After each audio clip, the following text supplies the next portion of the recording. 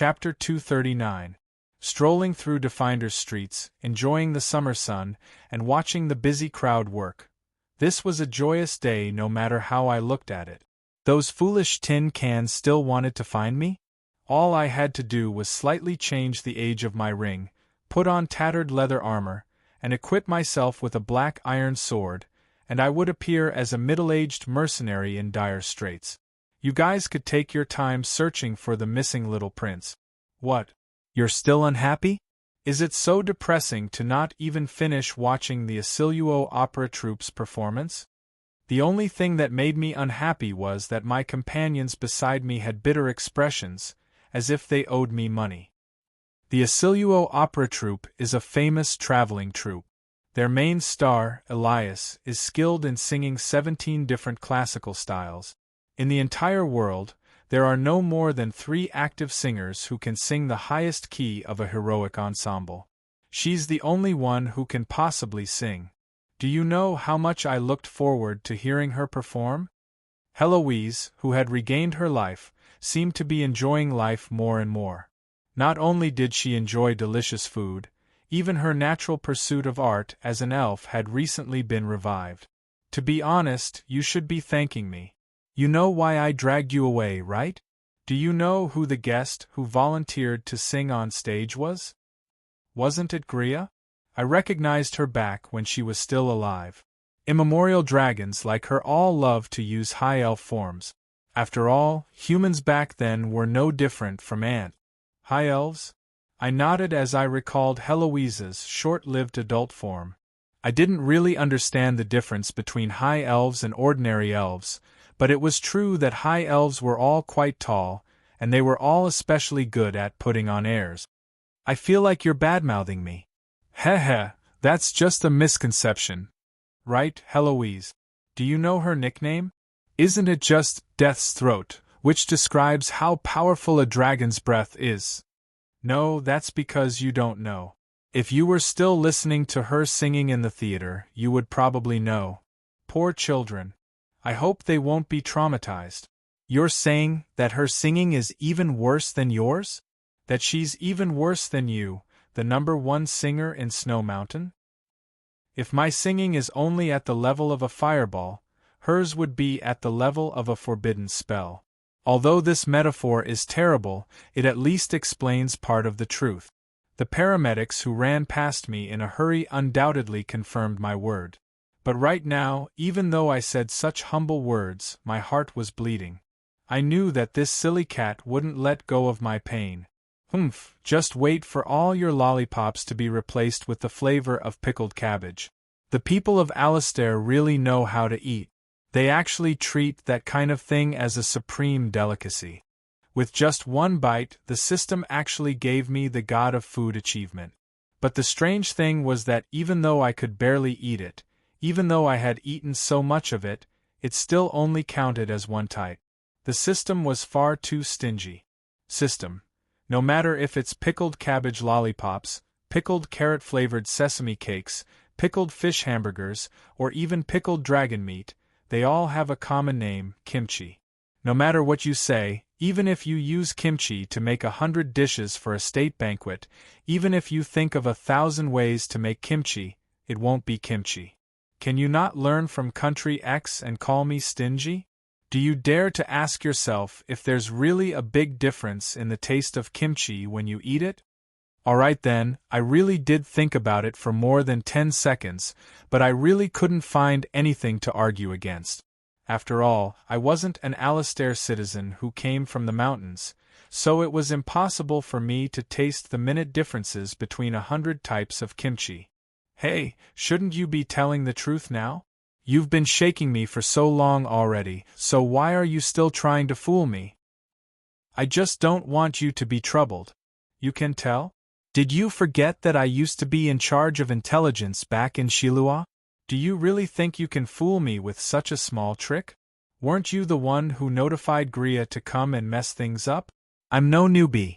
Of course I knew that it wouldn't be strange at all for more than half of the members of a traveling opera troupe or circus to be spies. A high silver elf actually became a songstress? Do you really think everyone else is an idiot? Those elves are definitely spies from the southern kingdom of the elves. Actually, I had forgotten that banshees were undead creatures with the ability to take control of others, so they were basically the best at gathering intelligence. As the queen of banshees, Heloise had always been the most powerful intelligence agent in Shilu. The ace singer Elias? Heh, she should be the silver elf Countess Leah. However, they haven't done anything yet. They won't be able to do anything with the guiltless city's barrier, but it's also impossible to ignore them. Although I can't imprison them since they haven't committed any crimes, and I don't want to offend the elves so obviously, it's quite easy for me to make them unable to eat for several dozen days and have a splitting headache. Upon hearing this, Heloise nodded thoughtfully, but then she stuck out her tongue as if she was still afraid. Is Gria really that amazing? It can't just be a rumor, right? She's not just amazing, she's vicious. You can imagine it. Just listening to her made my bones resonate for 3 days and 3 nights. That demonic sound invaded my brain, causing me to lose all sense of the outside world. She was actually able to give an undead emperor a headache for 3 days and 3 nights. All the low-level undead who heard her immediately returned to the cycle of reincarnation. Just saying that she's amazing is enough.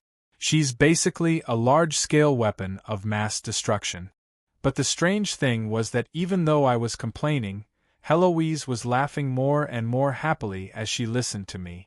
In the end, this silly lowly even transformed into her cat form and began rolling around while clutching her stomach. Wah, so, it's not that your majesty wanted to listen to my song. So in your majesty's heart, Waff, I'm just a large-scale weapon of mass destruction. Waff, so that's how everyone sees me. Alright then, even if I didn't turn around, I knew that I had been tricked once again. When I turned around, as expected, I saw Gria running around in tears. As expected of the Bone Dragon Queen, even the way she ran around in tears was so unique. Every step she took left a hole in the ground, and her tears were actually corroding the ground. And then, the silly cat stepped on my shoulder, and she settled down on my head.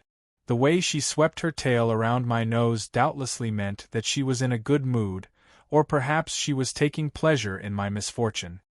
According to those classic love stories, misunderstandings are an excellent opportunity to improve the relationship. As long as the female lead runs around in tears, a series of accidents will occur, such as leukemia, being hit by a car, suddenly losing her memories, recalling her lost memories, and so on. Then, a series of melodramatic misunderstandings will occur, and the two of them will be tortured to the point of death. If you want to redeem yourself, hurry up and chase after her. It's said that those things all originated from Eris. You've seen those visitors from the kimchi country, right? You should watch less of them. It's said that watching too much will even cause you to lose intelligence. Chase after her? Actually, I wanted to tell her that long ago, but I couldn't bring myself to do so when I saw her excited expression. Now was perfect, as I could save on the extra expense of having to pay for her annual concert. It would be more worth it to use the cannon fodder undead that she had prepared for her annual concert as laborers. Right, the price of zombie laborers and skeleton laborers in the city had been increasing recently. Should I change my job class to become an undead mage and earn some money? While I was daydreaming, the silly cat spoke up as if she had realized something. The most important thing about information is its authenticity, and the most reliable information isn't something that a noob can gather. It's better to personally gather information. In that case, you've been gathering information about Definder for the past few days. I'm just slacking off. Donglan's intelligence department is still too inexperienced. They have so many useful and useless people. That mountainous pile of reports is basically the same as not reading them at all. I might as well do it myself. When you went to buy food, you were also looking at the prices and types of food. Were you looking at the food market? Yep. The types of snacks, non-staple foods, and alcohol in a region are directly related to the local residents' surplus food, as well as their confidence in the future. If they don't even have confidence in being able to fill their stomachs next year, where would they find enough food to brew alcohol and sell non-staple foods? At the very least, it seems that the food market is quite abundant and the situation is quite good. Heloise also nodded slightly. Actually, her conclusion was exactly the same as mine. I specifically went to the blacksmith district and visited hundreds of blacksmith shops. Even if it's just to forge a black iron sword that costs 5 gold coins, I even went to the secondary goods market and equipment shop, just to buy a poor leather armor? You were looking at the smithy industries level and the combat resources? What was the result? Upon hearing this, I shook my head. Donglan's industrial foundation was far too weak. This definitely wouldn't be something that could be accomplished in a single day. It's terrible. Most smithy shops can only forge low-quality farming tools.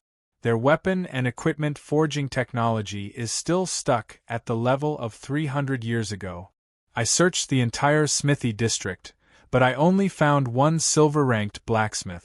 Even if they have new technology, with their current foundation, they won't be able to use it without a sufficiently skilled master personally teaching them. But we don't have more than 10 years to prepare. My investigation had already proved my previous expectations.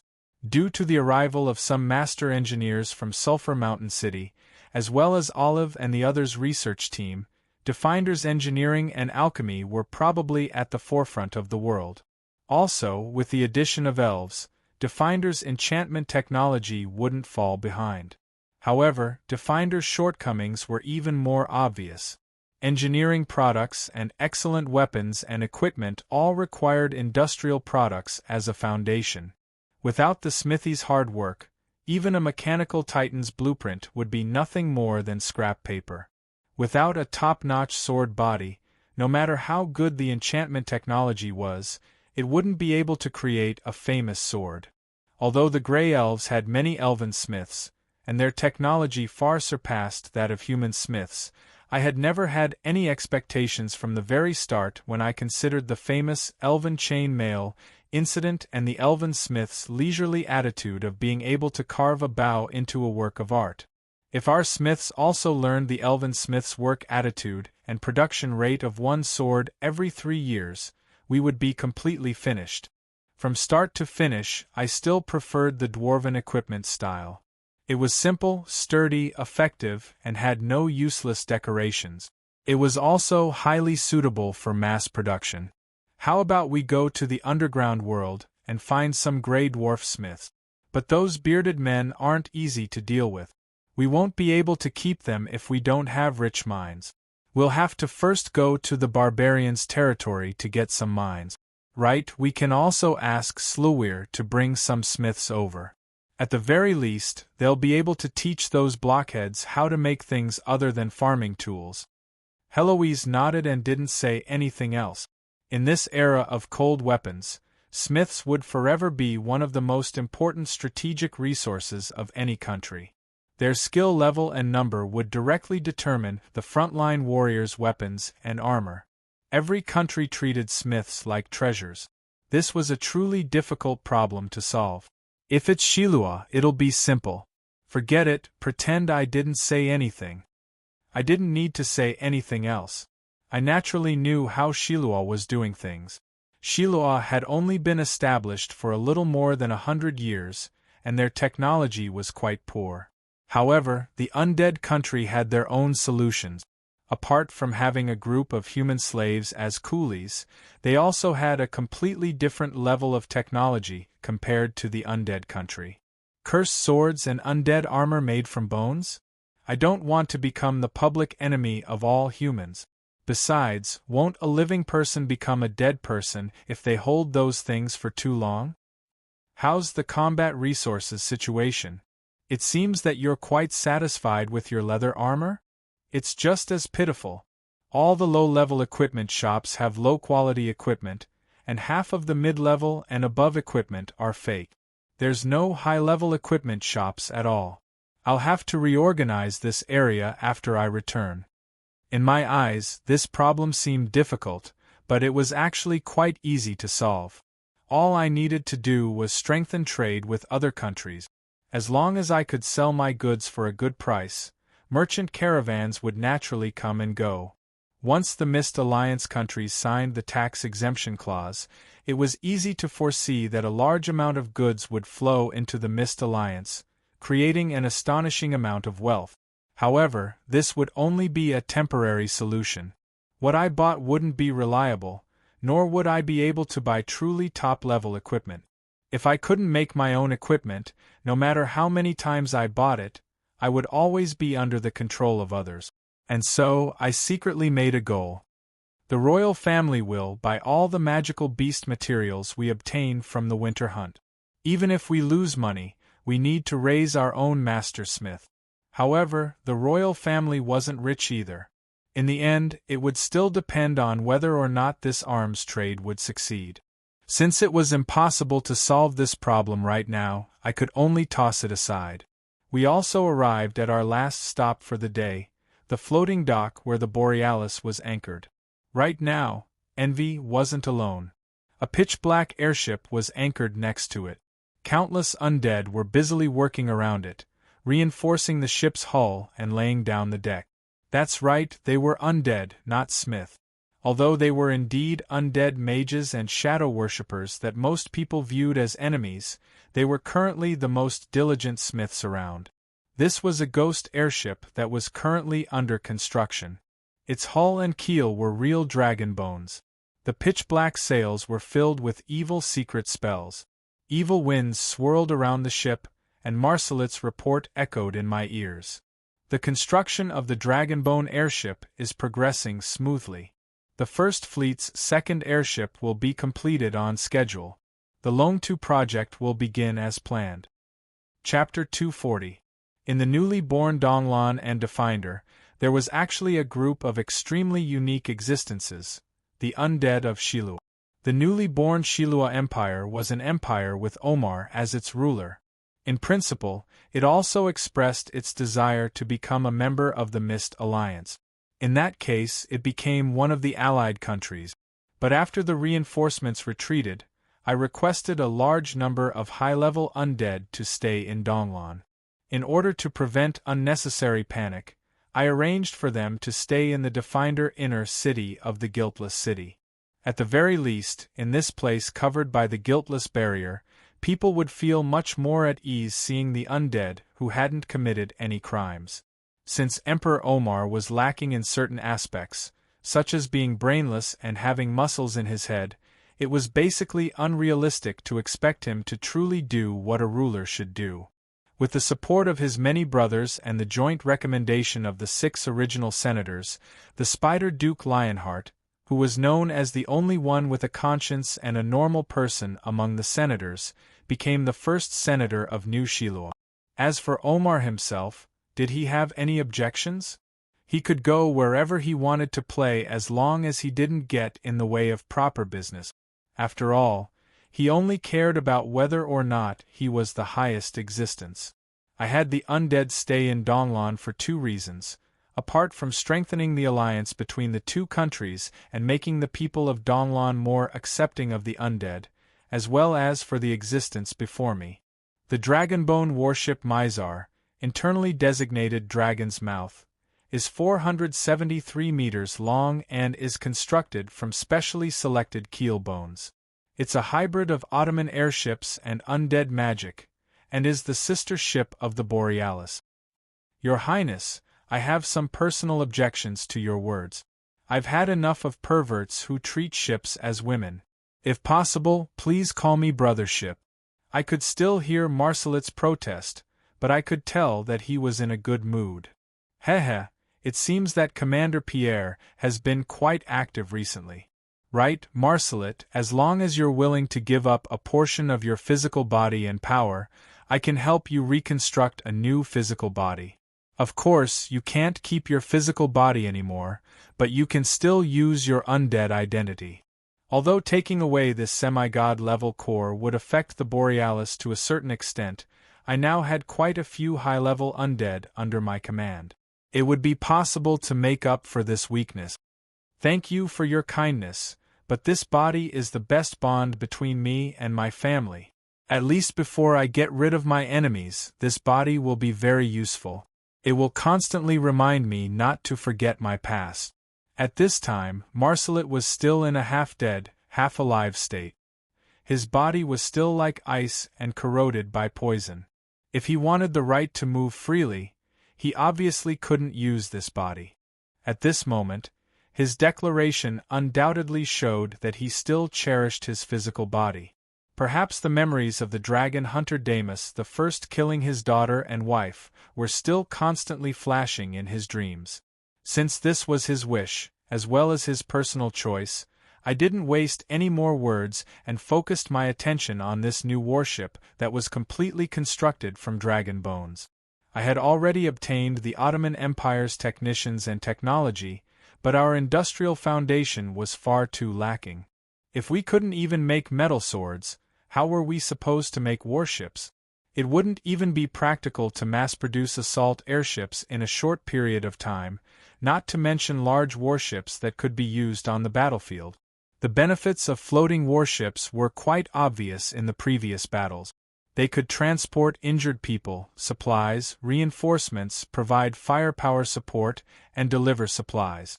It was obviously against the rules that only allowed the Borealis to attack the enemy and not allow the enemy to attack the Borealis itself. Just based on the Borealis' outstanding performance, we had already received countless orders to purchase it. And this was only the advantages of the Borealis on the battlefield. What I truly valued was its advantages in regular civilian use. In this era of cold weapons, traveling between cities would only be possible with the help of 4 hooves, horse-drawn carriages. In that case, it would be impossible to travel fast, and the cost of time and manpower would also increase. Along the way, there would often be dangerous beasts, illegal thieves, legal thieves, and domain lords who set up checkpoints to collect tolls. In that case, many merchant fleets wouldn't even be able to reach their destination. Even if they did reach their destination, all sorts of costs would rapidly increase. When the cost of tolls, mercenary hiring fees, and battle damage was added to the cost, it would be quite normal for the price to be several hundred times higher than the original cost. This didn't even include war, plague, or other unstable factors that would cause the price of resources to skyrocket. But if floating warships could become commonplace, stop dreaming. Do you really think that no one has ever thought of using aerial cavalry to transport people? Aerial cavalry that can carry people and goods are all big guys. If you make them do transportation work, they'll definitely earn more than you do. Actually, this might be another world's version of the law of conservation of energy. No matter if it was magical creations or flying magical beasts, as long as they could move around, they would have to spend an astronomical amount of money.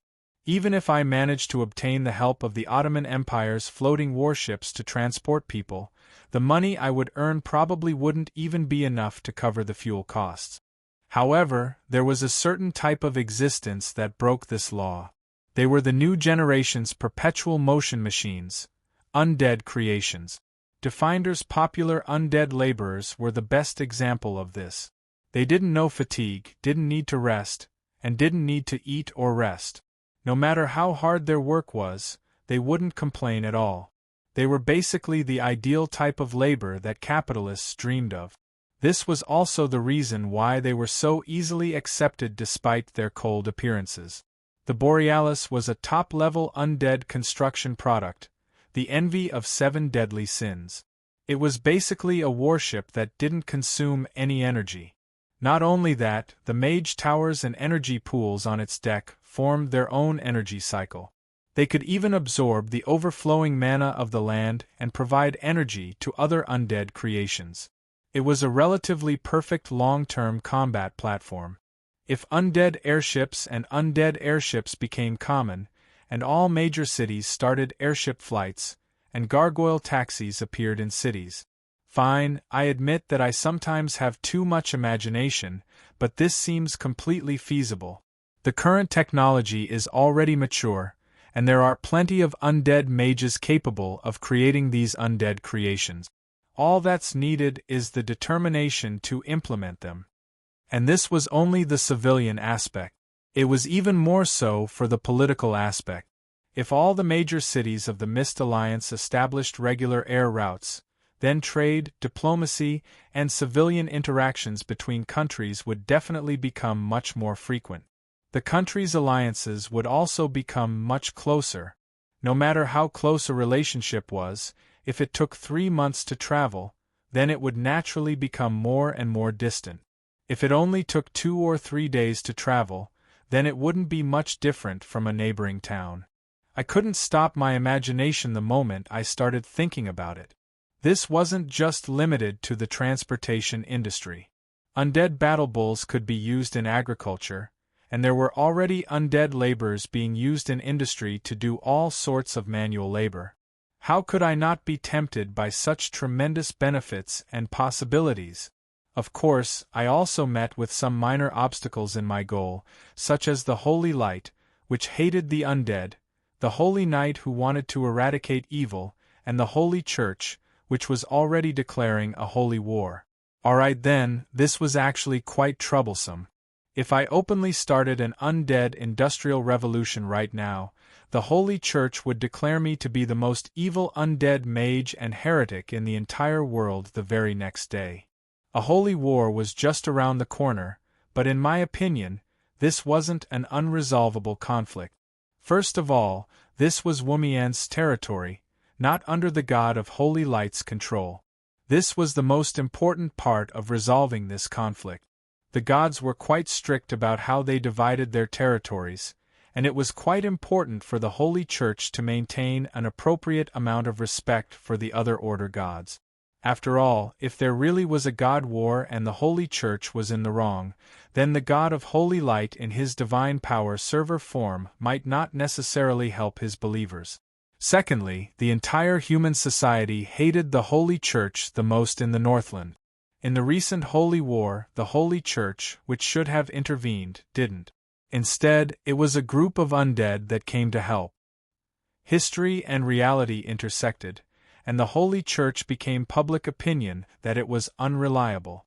This further increased the Northlanders' hatred for the Holy Church. Most importantly, the Holy War was imminent.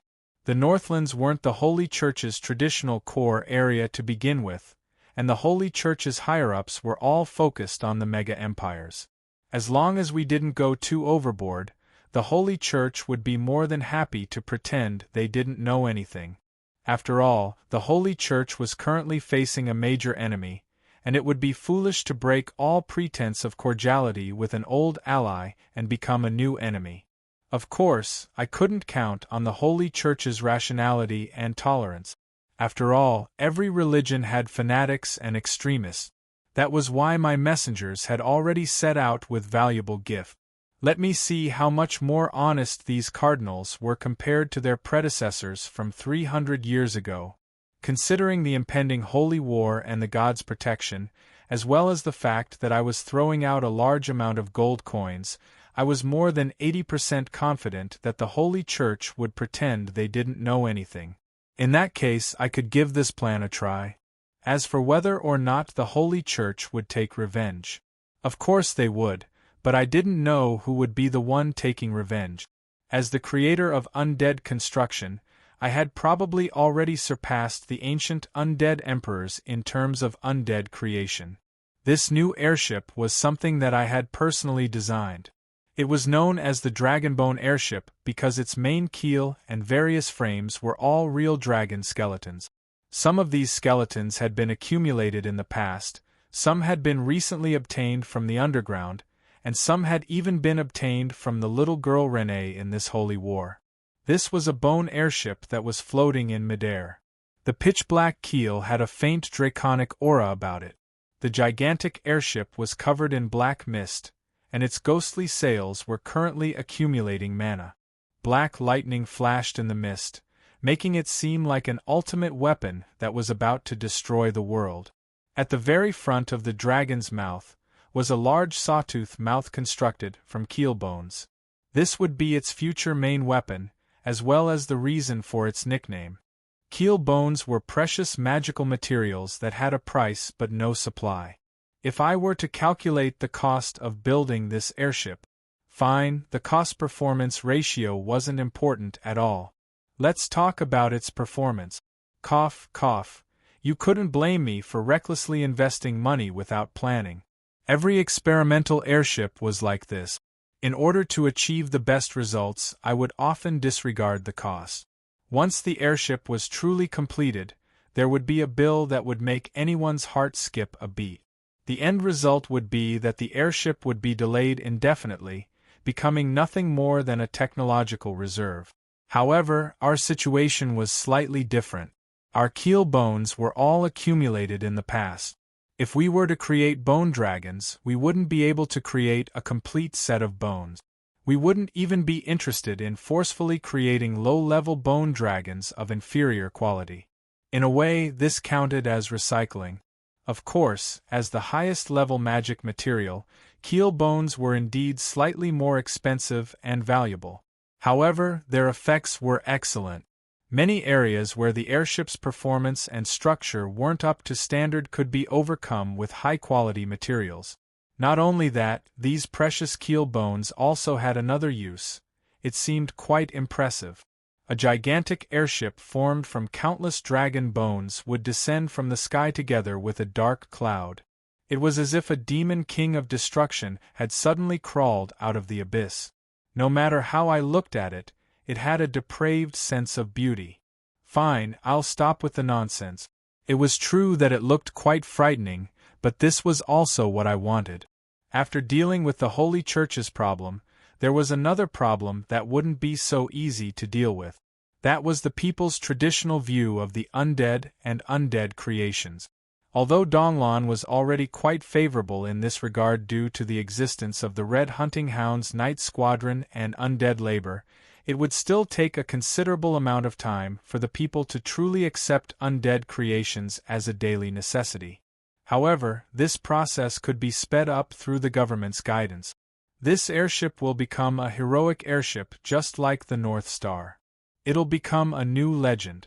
When the citizens are proud of it, they'll naturally be less resistant to undead creations. When considering the troublesome deep-sea hunting missions, a single airship would be far less useful than an entire fleet. Increasing the number of floating airships was absolutely necessary. Not to mention, transporting ores and manpower from the barbarian tribes had already become a daily routine for expeditions. Airships need to be of a large scale in order to be effective. Your Highness, floating airships need to form a fleet at the very least in order to be truly intimidating. They'll be able to cover for each other, support each other, and cooperate with each other in battle tactics. It's just like women. One won't be enough. You need to form a. Sexual harassment is forbidden. That was what the commander of the Mizar, Pir Papin, said. This pervert who treated his own airship like a woman didn't even get a chance to make his declaration before his second-in-command smacked him in the head with a chair. Smack. My apologies, Your Highness. The commander drank too much again this morning. This second-in-command named Shawl was rather tall and had a handsome and candid appearance. She could be called a mature older sister, but when she saw how I was looking at her in astonishment, she awkwardly put the broken leg of the chair behind her back. Relax, Pir is quite sturdy. That attack from this angle is nothing more than a nap for him. He'll be back to normal tomorrow. I glanced at the broken pieces of the chair in Shawl's hands, the large bump on Pir's head, and the bloodstains on the ground. Since she said so, I didn't intend to pursue the matter any further.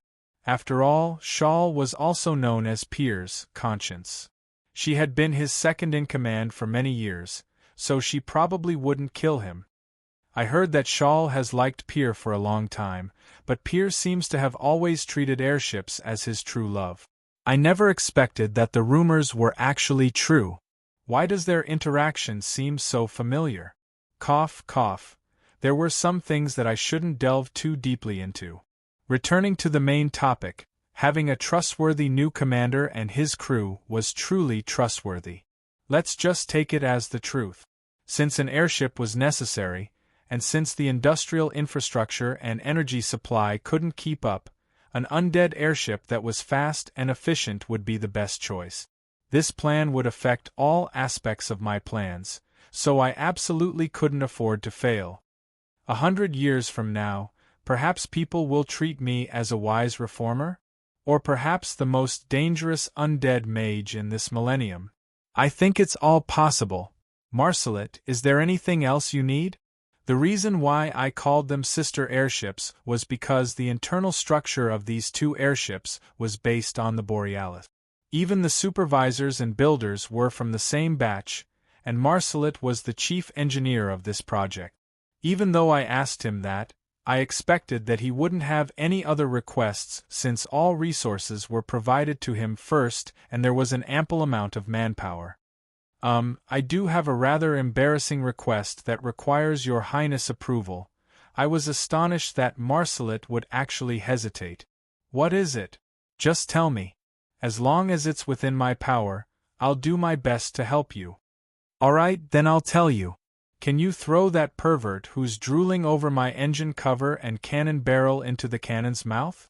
I'm clearly a majestic man with a Cyclone Jet Armstrong cannon, and that bastard dares to treat me like a woman. The engine isn't my butt. I can't feel anything no matter how I touch it. I say, stop touching. I'm talking about you. Pere Papine. In front of that super engine that's spewing thick smoke, beautiful women's curves are so powerless, while that cannon barrel's curves are so sexy. All right then, Shawl was correct. Gentlemen, perverts, were all cockroaches after all? Yesterday, he was still bleeding profusely, but today, he was completely fine. Right now, this muscular man was standing in the Borealis engine room with an expressionless face. He was wearing black tights, making cool bodybuilding poses, as he believed, while singing his own poem, as he believed. Just bear with it for a bit. After all, he's going to be the commander of the Mizar. F***ck. That guy's actually going to change into Timlad's cat ears and magical girl sailor attire? Who's going to stop him from polluting this world? But this was only the beginning. With a twist of the waist, a pose, and a flirtatious wink, the sailor attire flew up, along with his hairy thick thighs and faintly discernible white lace. All the spectators collapsed to the ground. Meow meow, I'm going to punish you in the name of the moon. Asterisk smack. Asterisk this time, it wasn't a stool that flew over, but a table. Only now did I discover that Shawl actually had a talent for brute strength. But unfortunately, this time, even the panting Shawl was able to achieve victory. The pervert's pink magical girl attire flashed with a golden glow, and the table was actually ignored. Ah, my power is here. Little Demi's combat attire is so powerful, but this pose and activation incantation are a bit strange. In that case, let's try the next incantation. Although I'm cute, flirtatious wink, I'll summon death, revealing my underwear. Even the undead wouldn't be able to handle such a playstyle. The Smiths were already running for their lives, and those who didn't manage to escape all collapsed.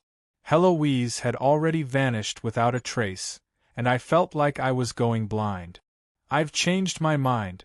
Marcelet, throw that bastard into your Armstrong and shoot him to the moon where he wants to go. Chapter 241. The Holy Church sent someone over? Although the Holy Church had already left Donlon, they were still the main religion of all human society. They were the cornerstone of all the gods' churches. Naturally, they would be highly valued if they sent an envoy here.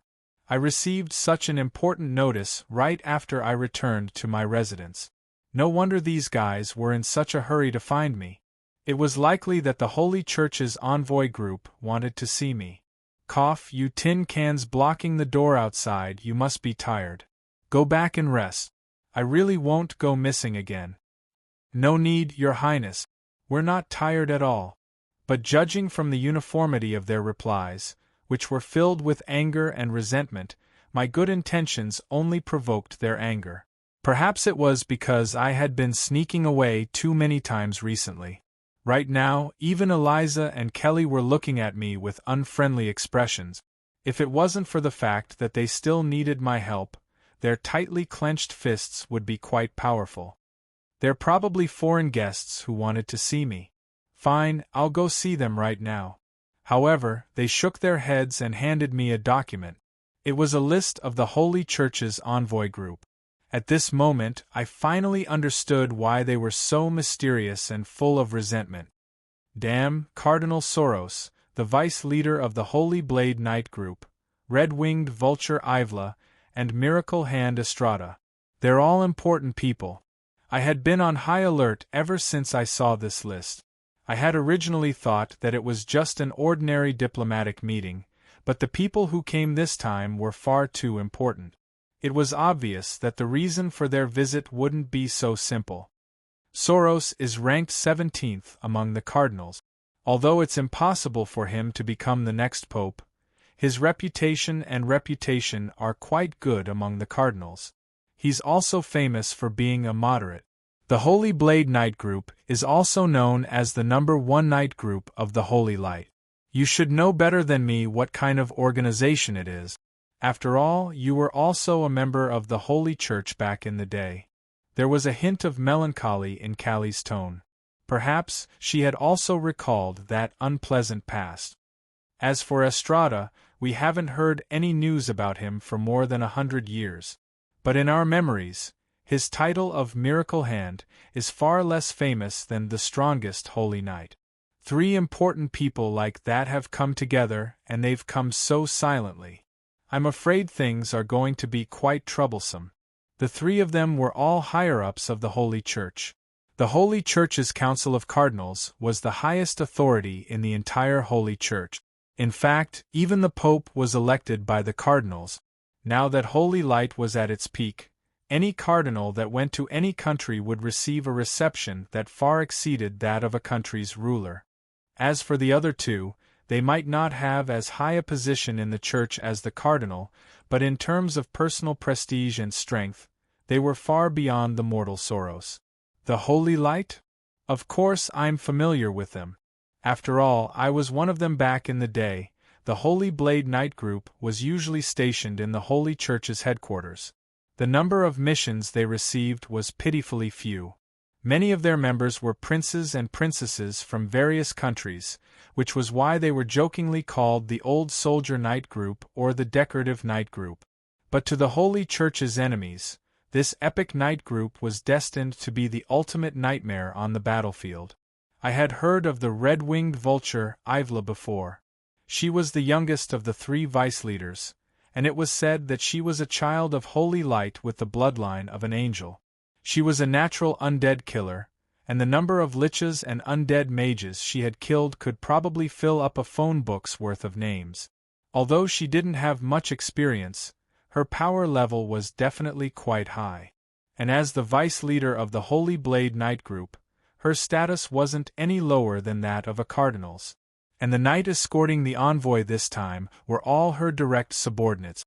The Holy Blade Knight Group was an incredibly unique knight group. Their official knight was an ace knight that was meticulously selected from all over the world. And the knight attendants were mostly the sons of royalty from various countries, apart from those with good potential. They were either willing or forced to come here. If everything went smoothly, they would be the bridge between the Holy Church and each country's royalty.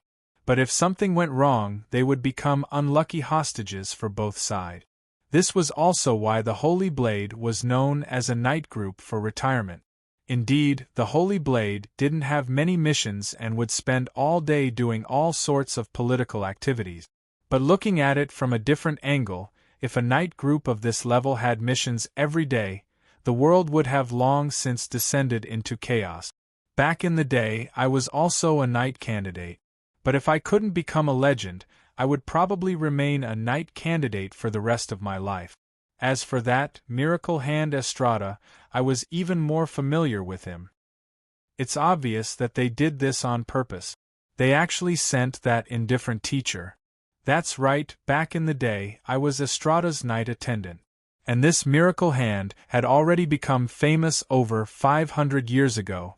He was one of the strongest existences in the entire Holy Knight group. During the Yongye calamity, we even fought against each other. One of them is a cardinal who represents the Pope's will, one of them was the boss of my knight group back in the day, and one of them is my knight teacher. Should I say that they think highly of me? They've really put a lot of thought into their preparations. Although all three of them were specially chosen to deal with me, no matter what the Holy Church intended to do, sending such a large group of envoys definitely wouldn't be a small matter. Kelly and the others also had bitter expressions. Everyone was quite familiar with the Holy Church's style.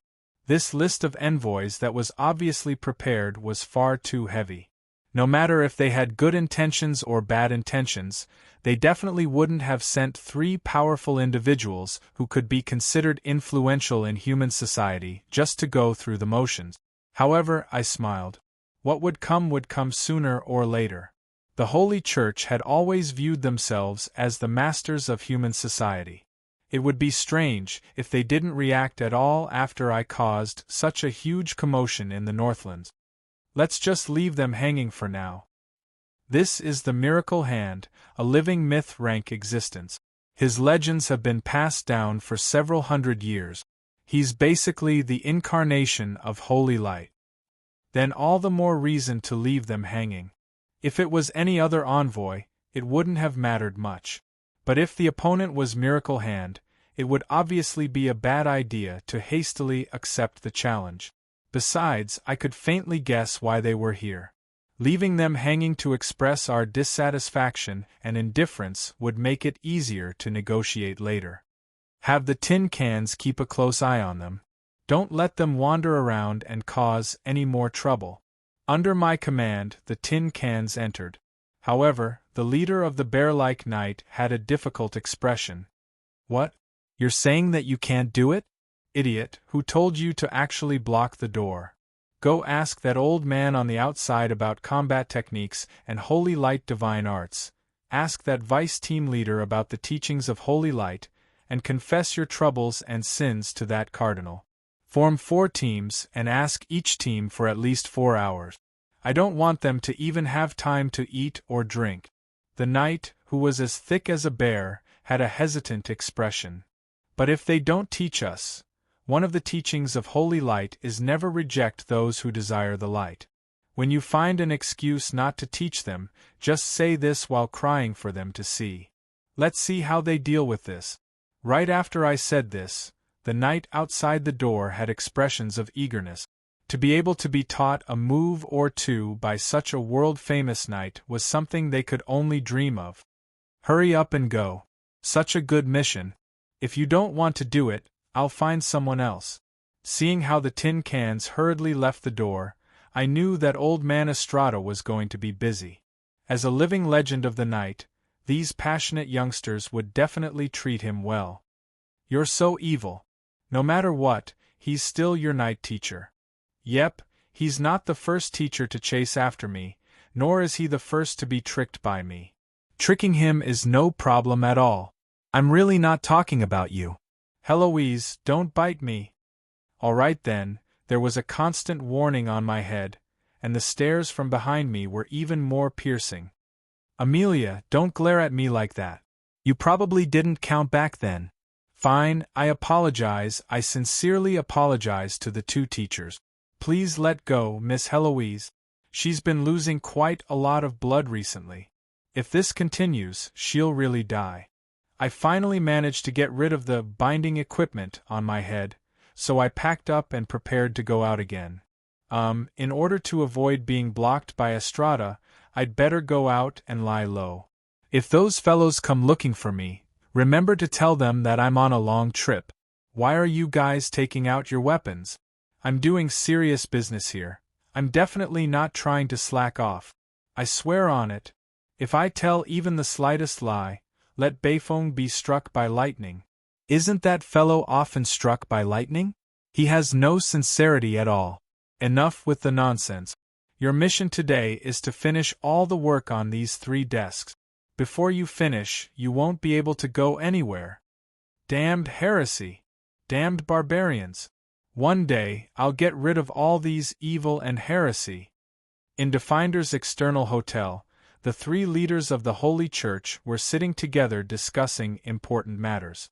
Meanwhile, the youngest of the three, Ivla, was furiously roaring in her room. She had a deep hatred for the undead, and she had always been filled with resentment ever since she entered Definder. Soros, who was smiling wryly, was a kind-looking old man.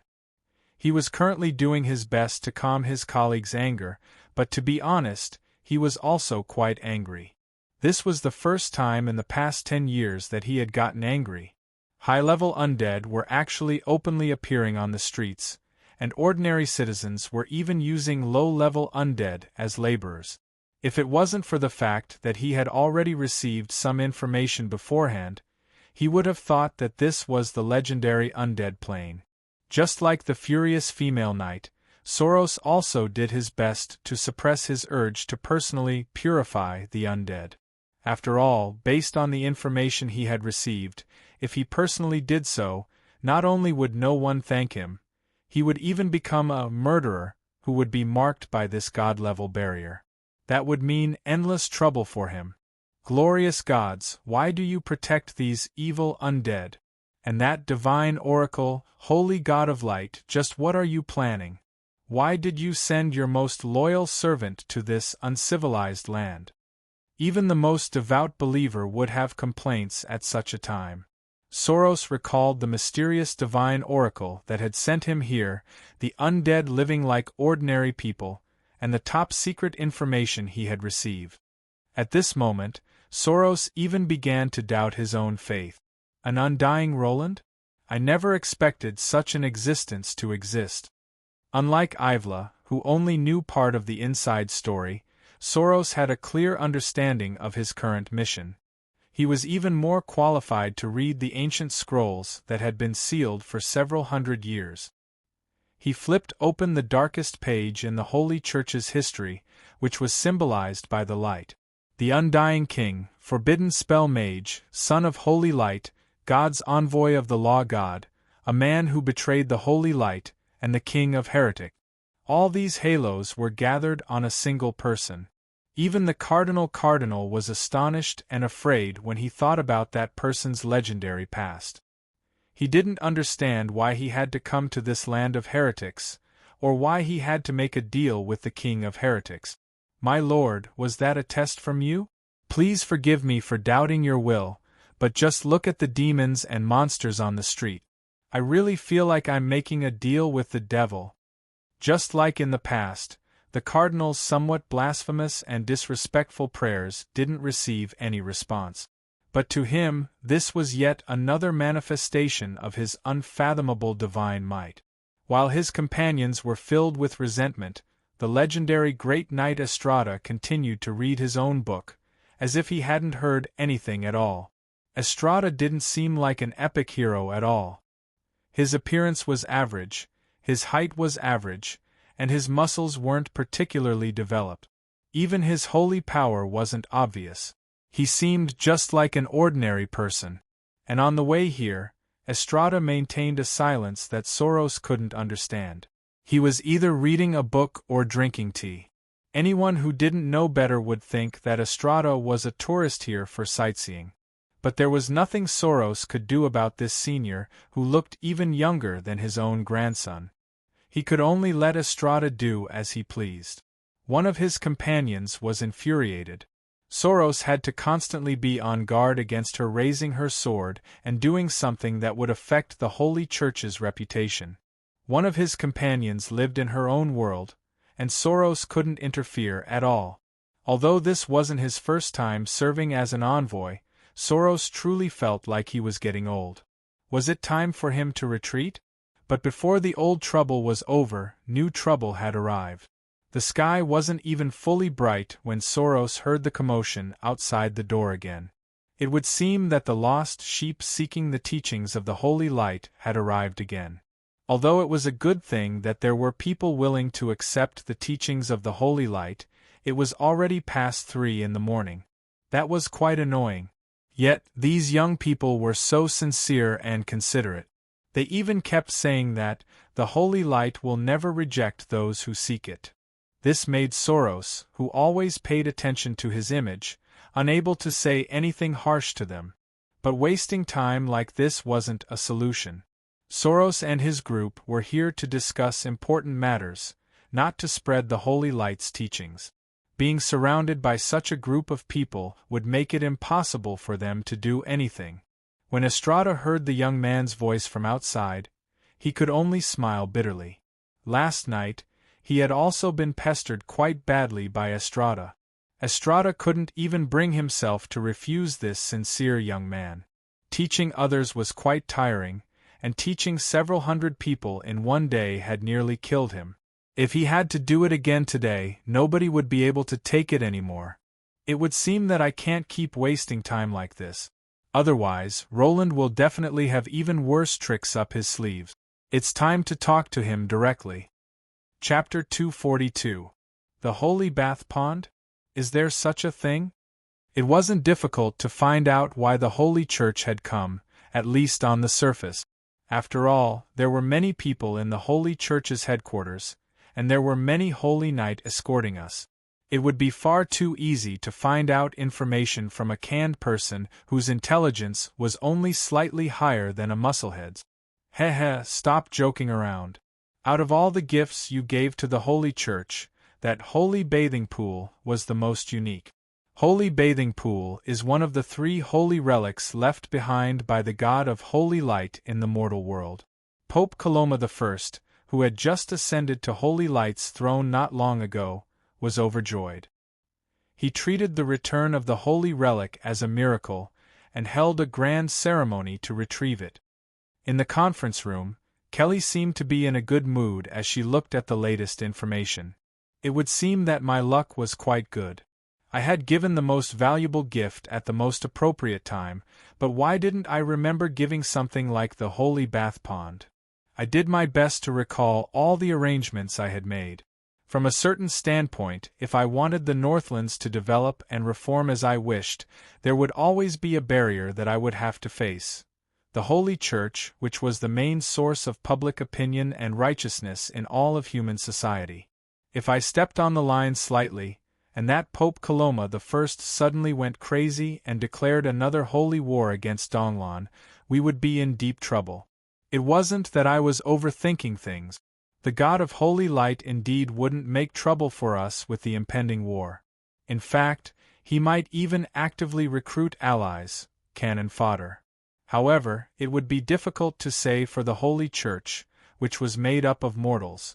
Especially with my rather glorious past, which included the fact that I had almost completely wiped out the Holy Church's allied army, it would be quite easy for me to touch the Holy Church's sensitive nerves and dignity. Not long ago, we had just expelled the Holy Church's local branch church. If this was just an ordinary small, remote country with Womian's support, it wouldn't be a big deal. The Donglan Principality wasn't the only country that refused to believe in the Holy Light. In the world of Aichi, where all the gods coexisted, the God of Holy Light wasn't the only god that could rule over everything. However, we had just won a great war that attracted the attention of the entire world. 3 true gods had performed miracles during the war. 1 had leveled up and 2 had died.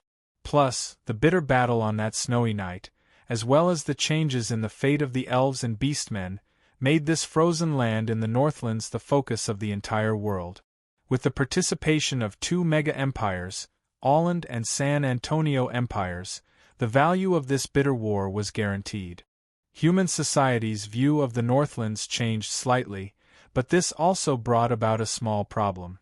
The key point of the Northlands' transformation, the night when the undead knights returned, had long since been discovered by those with ulterior motives. The Ottoman Empire and the San Antonio Empire, the 2 mega-empires, had participated in this war. The entire human society's view of the Northlands had changed, and it also indirectly revealed a forgotten past. Those brave knights who had been wronged and humiliated naturally damaged the reputation of the Holy Church, the villain of the story. Actually, This legendary story had already been sung by countless bards in taverns and on the street. The undead knight who had raised the broken flag in battle formation had shocked and moved countless listeners. Not only did it increase the reputation of Donglon, it also indirectly dug up a forgotten past. Those brave knight who had been wronged and humiliated naturally damaged the reputation of the Holy Church, the villain of the story. Perhaps the Holy Church was no longer the foolish, inefficient, and arrogant organization that had gone through multiple religious reforms.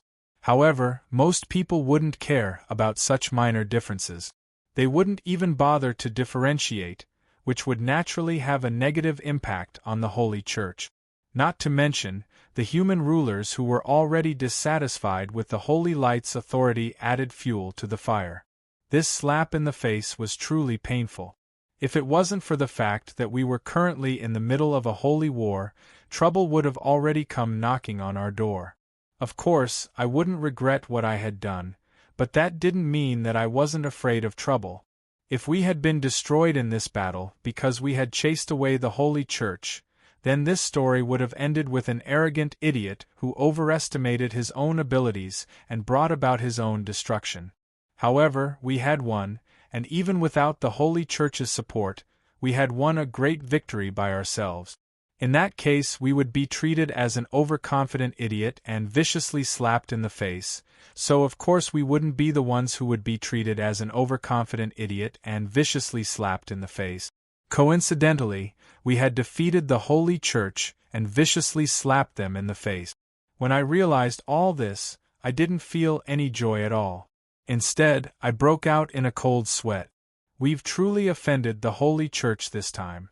If we get backstabbed again, the Holy Church won't even need to do much. All they have to do is announce to the other countries that Donglon is a heretical country and demand that all believers of the Holy Light stay away from Donglon. Then, they'll have the other countries stop all trade and diplomatic relations with Donglon. This is the equivalent of exiling Donglon from all human society. We can't even supply ourselves with food. Everyone had to unite during the Holy War? Based on my many years of experience of being scammed, I knew that I should never overestimate the foresight and morals of those with high authority.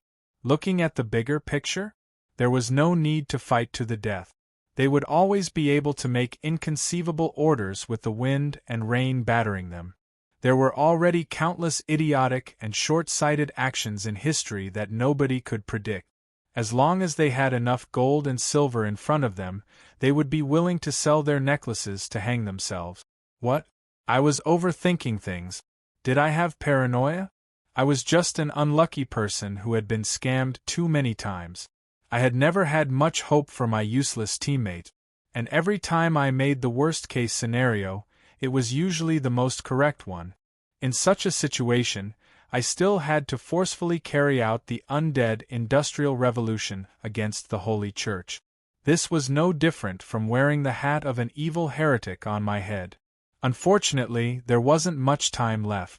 It was impossible to stop such an explosive increase in the country's power. So, since the Holy Church still held over half of human society's faith, we absolutely had to eliminate their hostility toward us. At the very least, they wouldn't attack us before the Holy War was over. In order for my plan to succeed, I indeed sent out envoys after the end of the Beastmen War.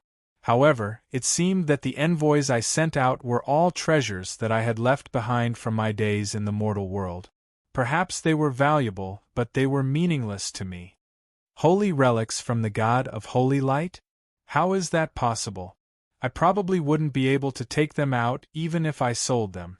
Not to mention that I didn't have any. Even if I did, how could I possibly be willing to give away truly good items like holy relics or god equipment?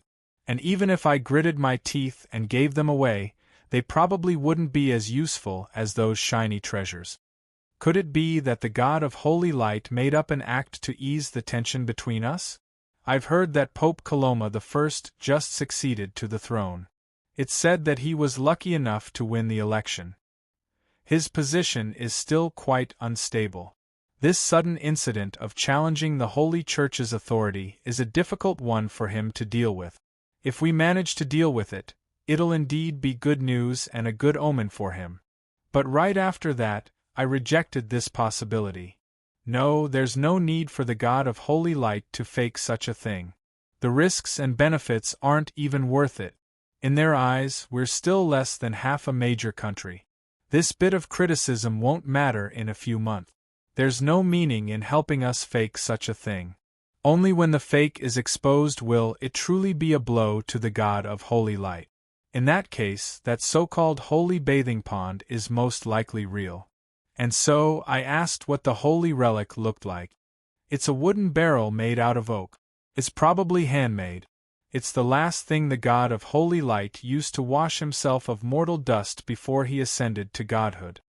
A holy relic sounded quite impressive and stylish, but it was actually just such a boring item. A holy relic would either be evidence of an important moment in history, or it would be a living utensil used by a true god when he was still a human, which was infused with his aura. So what if it was a holy wooden barrel? Womian's holy relic included the little yellow duck pillow and the raindrop gargling cup cough. I think I accidentally revealed something.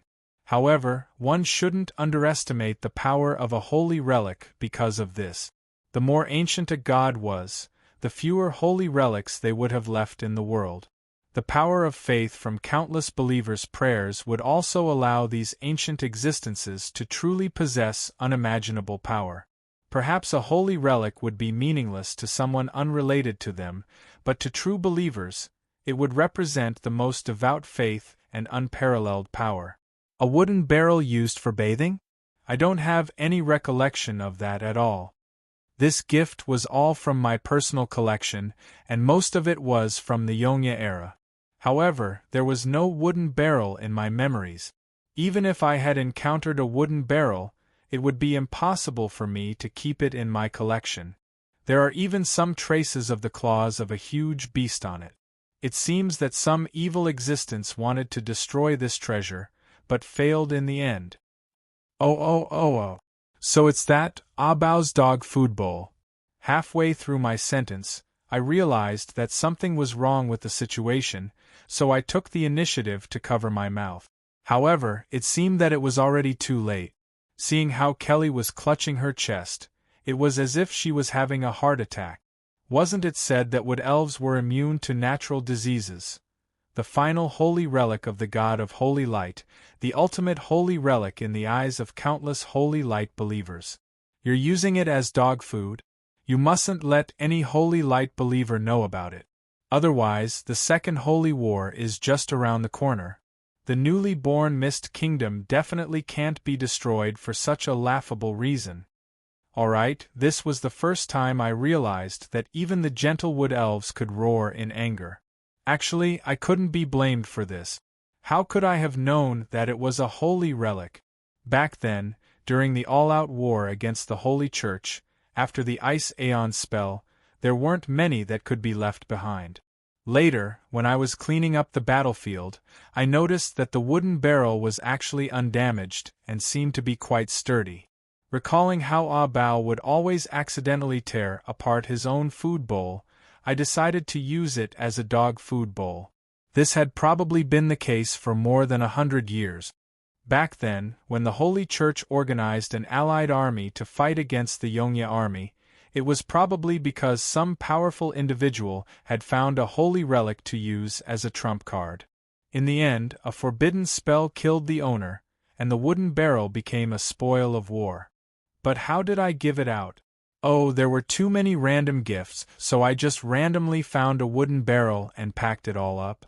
So the wooden barrel was the most valuable. Oh my, what a huge loss. Before I even finished speaking, I discovered to my astonishment that Kelly had collapsed while clutching her chest. It seemed that the wood elves, who never suffered from illness, really had a heart attack. Sister Kelly, don't scare me. If your heart was bad, you should have told me earlier. I was angered by you. Can you be any more ridiculous than that? I pondered for a moment, then nodded proudly. Sure, I feel that I still have room for improvement. Don't laugh so proudly. Nobody is praising you. Chapter 243. At the end of winter in the Donglan Royal Palace, the Holy Church's diplomatic group, led by Cardinal Soros, had a friendly discussion with Princess Renee. Both sides exchanged their opinions on the current international situation, gained a better understanding of each other, deepened their friendship, and reached a preliminary consensus. Obviously, none of the above would happen. First, the Holy Church's diplomatic group was currently hesitating in their hotel. For some reason, they had yet to send me a formal message. As for Donglan's diplomatic group, only Kelly was openly dealing with them. Renee and I were both avoiding them. It was quite obvious that both sides lacked sincerity. At the very least, I had no intentions of meeting them at all until I was fully prepared. You want to meet me in private? Go find me first. There was only less than a week left until the Day of Peace memorial ceremony. Definder's streets were already filled with all sorts of people. All the shops were decorated with simple decorations and ribbons made from cloth. The atmosphere of the festival was already quite festive. If one took a closer look, due to the lack of resources, it would be impossible to see any expensive artwork or decorations. Extravagant decorations like the Ottoman Empire's extravagant decorations would be impossible. However, the Northlanders had their own clever trick. Even if artificial scenery wasn't enough, natural scenery was still pretty good. Ice sculptures were all over the streets, including mythical and legendary divine beasts. Towering snow giants were gigantic and ferocious, while a white dragon with flapping wings was breathing its breath. And in front of it, a brave ice knight was also charging forward. Since there were such ice monsters, there were naturally many legends of heroes from both fantasy and reality as well. The shops on both sides of the streets also had broken icicles hanging from their roof. The icicles had been painted in different colors, and they were no less attractive than jewelry decorations. Children were pushing snowmen, and young people were wearing their new clothes to enjoy the rare free time. The elderly were also walking on the streets, enjoying the warm sunlight that was rarely seen during winter. Compared to other countries' celebrations, Donglan's celebration may be lacking in terms of resources and organization, but at least from the smiles on people's faces, the joy from the bottom of their hearts was obvious. After all, Donglan hadn't had a day worth celebrating for a long time. The various countries' envoys had all arrived by invitation. Although their main goal was the private arms trade, they wouldn't refuse to enjoy this rare Northland celebration. The future Mist Alliance would have the largest number of envoys. Not only would there be official envoys, there would also be many civilian merchants and tourists. Although this revived country wasn't rich, it still represented endless opportunities and business opportunities. Safeguard. Hey, why did you catch me? The gnome that was hawking his goods was stopped by the guards. Last month, we received 329 complaints about your safety card, an average of 10 complaints per day. According to the new city regulations, starting from the beginning of this month, all sales of the safety brand have been banned. How dare you sell it on the streets? Confiscate all goods. You'll be fined 50 gold coins. Normally speaking, asking for a gnome's money would be no different from asking for their lives. It would be no different from asking for an epic-ranked quest to make a gnome obediently hand over money. The gnome's eyes spun as he came up with an idea. Misunderstanding, it's all a misunderstanding. My lord, please take a closer look. Actually, this isn't a safety card. The strokes are a bit messy, so you probably misread it. This is obviously a safety card. Yep, I accidentally said it wrong just now, but it's not illegal to say it wrong, right? Alright then, the gnome instantly switched to a different card. Unfortunately, he wasn't the first gnome to come up with such an idea. The guards had long since come up with a countermeasure. Fine, then we'll charge you with selling counterfeit products. You'll be fined 100 gold coins. Looking at the scene in front of me, the passers-by on the side laughed out loud. I nodded my head in satisfaction. In the new era, new troubles required new regulations and ways to deal with them. It seemed that spending time to create new regulations for the city's public security would be quite necessary. The Gentleman's Hunting Guide should have already been distributed to everyone. Hey, it's such a nice day. Why are we two men walking the streets together? I looked around as I walked. Adam, who was walking with me, was full of complaints. If you want to walk the streets or patrol the streets, any random female companion you invite would be much better than me. Two men walking together, and you still think that there aren't enough messy rumors? Also, what are those doujinshi? Two men hugging each other. Those damned gnomes, they're willing to sell anything in order to earn money. 2 days ago, I discovered that even Marguerite started collecting them. Even though she knows that they're all made up, she's still secretly enjoying them. I was speechless upon hearing this. I could only look into the distance and recall the past, which was filled with blood and tears. About that, I've already investigated it. It wasn't the gnomes who did it. The gnomes were only selling it. The culprits were those damned brats from the town security. The main culprits include your precious little girl. Not only did Marguerite collect them, she was also one of the main artists. Many of those doujinshi in Sulphur Mountain City were her works. Tell me, how should I put an end to this? I felt rather helpless as I talked about such embarrassing things. But when I saw how Adam's face instantly turned the color of a pig's liver after hearing what I said, I knew what his wife felt like when she collected doujinshi with him as the main character. Seeing Adam's bitter expression made me feel much better. As expected, the saying that if you're troubled, you'll feel better if others are even more troubled than you are is true. As for why I invited you, it's because I felt that if I really did as you said and invited any random female companion, I would be met with a calamity. You should also know that my premonitions about misfortune are quite accurate. Adam said with a face full of astonishment. Do you even need a premonition? Just think about it with your knees. Can't your brain be used in a normal way? I was rather displeased to hear him say that. I finally understood what it meant to be called fat by a pig. You're just a musclehead with 9 intelligence, and you're saying that my intelligence is low? But before I could think of a way to take revenge, a new situation appeared in front of me. There were many people in front of me, and there were even sounds of argument. It seemed that some sort of dispute had occurred. Pay up or you're not allowed to leave. A rather ruffian young man was currently tugging on the corner of a female knight's clothes, not allowing her to leave. She had a silver armor and a golden sword. She had a good face and a tall and beautiful figure. Under the sunlight, the female knight's golden hair seemed to glow as well. She was like a sun god that attracted everyone's attention. But right now, this valiant female knight was in quite an awkward situation. She could only do her best to defend herself against the young man's accusations. I thought that those undead were going to attack you, not to mention. She was interrupted before she could finish her sentence. What nonsense are you talking about? Who in Definder doesn't know about the skeleton laborers? You destroyed the laborers that I spent so much money to buy, so who's going to help me with my household chores? Don't even think about reneging on your debt. Either you pay up or you come back with me and replace the skeleton laborers. Although he sounded like it was only natural, the perverted expression on his face revealed his true thoughts. Do you want to hit someone? Or do you want to renege on your debt? You broke someone else's belongings and even want to hit them?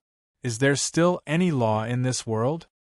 The female knight was both embarrassed and angry under everyone's gazes. However, there was nothing she could do. It wasn't that she didn't want to pay up, it was that she had come out in such a hurry that she hadn't even brought her purse with her. And with her status, there was no need for her to personally pay most of the time. Today, she had only come out for a stroll by chance. When she saw that the undead seemed to be about to attack that man, she instinctively attacked. She knew that something was wrong the moment she attacked, but it was already too late. Now that she was being held up by the undead, there was nothing she could do. Judging from the hostile gazes of the bystanders when they looked at her holy light emblem, the rumor that holy knights weren't welcomed here was actually true. This was the first time that she had been surrounded by so many hostile gazes in a human city. Just as she was hesitating about whether or not she should ignore everything and rush out, a person suddenly stood in front of her. His bright smile made her recall the First Knight Squadron's ceremonial smile. However, this person's smile was even more natural and enthusiastic. The faint holy light emanating from his sword sheath was the best indicator of his identity, a young holy knight. Holy light above, sister, do you need any help? Chapter 244. After the Holy Church's branch was exiled, Definder's Holy Knight job class became a rare one. But today, two obviously high-level holy knights were chatting as they strolled through Definder's most prosperous business district. Oh, so you're here on official business. You were sent here right after the battle ended. It would seem that the Holy Church's headquarters are paying a lot of attention to the battle situation here? The female holy knight nodded. There was no need to deny this. The fact that the Northlands had come here proved everything. While the Ottoman Empire was in a stalemate, nobody expected that the Northlands would be the first to obtain victory. This shocked all the other countries. This is a good start in this holy war. Plus, Donlon sent such a great gift at this time. The Holy Church and His Holiness are both quite happy, which is why they sent us here to reward you. Reward you? That Roland isn't easy to deal with. It'll be quite difficult to give him a reward that he's satisfied with. Besides, since Donlon sent us a holy artifact, how could he possibly return it with just a few words of thanks? Could it be that the higher-ups are willing to pay such a high price? Although it's still a secret right now, since it's going to be announced sooner or later, there's no harm in telling you. This time, Pope Coloma I is giving us an honor that no one will dare to believe. Red-winged vulture, Ivla was quite grateful to the young holy knight before her. If it wasn't for him appearing in time and helping her compensate the commoners, she would have probably lost all her face. If she was chased to the Definder diplomatic mission because she was unable to compensate the commoners, that would truly be a huge blow to her reputation. Just as she was feeling troubled, this young holy knight appeared. Although she didn't know how this holy knight from the Northlands managed to obtain such respect in this hostile region, judging from how quickly he admitted defeat and how the people around him treated him, he seemed to be quite popular. And judging from how many people bowed to him on the way here, this was inconceivable for Definder, which was obviously prejudiced against holy light job classes. Perhaps he can be of some help to our current predicament. Ivla had already decided to introduce this holy knight named Rollo to the Definder diplomatic mission. A local tyrant would be able to provide information and connections, which was exactly what the Definder diplomatic mission needed. At this moment, Rollo asked about the mission of the envoy group's visit. Considering that Rollo was obviously a member of the Holy Knight faction, as well as the fact that Rollo had helped her, Ivla casually told him about the purpose of her visit. It's not any great secret, but the political implications are quite important. It's a little sensitive. It's a little secret, so please don't tell anyone else about it, especially the Donglon royalty. Holy Light, I swear that I won the name that I won't tell anyone else of Holy Light. Holy Knight, Rollo, I Rollo Knight Knight Rollo, Light, Rollo. Holy. This time, His Holiness the Supreme Pontiff is giving him the title of Saint. Holy Church's Holy Knight. Holy Knight, Knight, Holy, Saint, Rollo Saint, Saint, Saint, Saint Saint Saint, Saint Saint Saint Saint rank. That's right, it's completely incomprehensible. I don't even know what the Holy Council and Church are thinking. Can the title of saint be casually given out? Not to mention, it's given to a foreigner who's still alive. Perhaps he was indeed a model holy knight in the past, or perhaps finding a holy artifact was a commendable achievement, or perhaps he even received a proposal for a title. But the past is the past. Just look at this city, it's filled with filthy undead. He's with the undead, so how can he give such a noble title and the honor of a holy knight to an evil person? This is a humiliation to the entire Holy Church." The female holy knight stomped her feet in anger as she spoke. The dissatisfaction she had accumulated over the past few days was evident in her words. In front of these two elders, she only dared to vent. Now that she had a chance to vent, she couldn't help but complain. But it was no wonder she was so angry. The title of saint was usually given to a holy disciple that the Holy Church recognized. It was basically a title that would only be given after death. But this wasn't just a title. It represented the God of Light and the Holy Church's recognition of the Holy Church. Even though it was an honor, it was also a substantial proof of one's identity. This title would also be given to a country's name. It represented the most devout faith and the God of Holy Light's favor. All the mega-empires would fight over the title of saint. Only San Antonio and a few other ancient empires would be able to obtain such a title based on their countless years of contributions. Just what is the God of Holy Light thinking? Why would he suddenly give me such a great gift? There would be many benefits for me if I could obtain this title. For example, for the sake of the Holy Church's reputation and eternally pure holy light, a holy disciple would never make a mistake. If a holy disciple committed any evil deeds, they would be treated as if nothing had happened. This was the perfect way to avoid trouble. The title of holy disciple couldn't be given out casually. No matter how many achievements a person made, it was impossible for them to never make a mistake for their entire life. It was precisely because of this that this title was basically reserved for the dead. There had been living holy disciples in history, but most of them were fanatical believers of the Holy Church. Most of them were also related to the God of Holy Light's divine miracles. That year, when the holy light representing despair shone for the last time in the skies above Definder, there were many different voices in the Holy Church. Being able to go from a bronze-ranked holy knight to a legend in just 2 short years was already a divine miracle in itself. That pure holy light of despair was even viewed as a divine miracle. And so, there were indeed some bishops who suggested giving Roland the title of holy disciple. Of course, this suggestion was rejected in the end. Now that I had gathered all the information, I more or less understood what had happened. Most likely, the newly appointed Pope Roland was delighted to receive such a great gift and wanted to reward Roland with something. Then, after considering what history had suggested, he decided to give Roland the title of Holy Disciple. However, it was evident that the Holy Church's envoy group had their own ideas after seeing the current situation, so they were hesitating.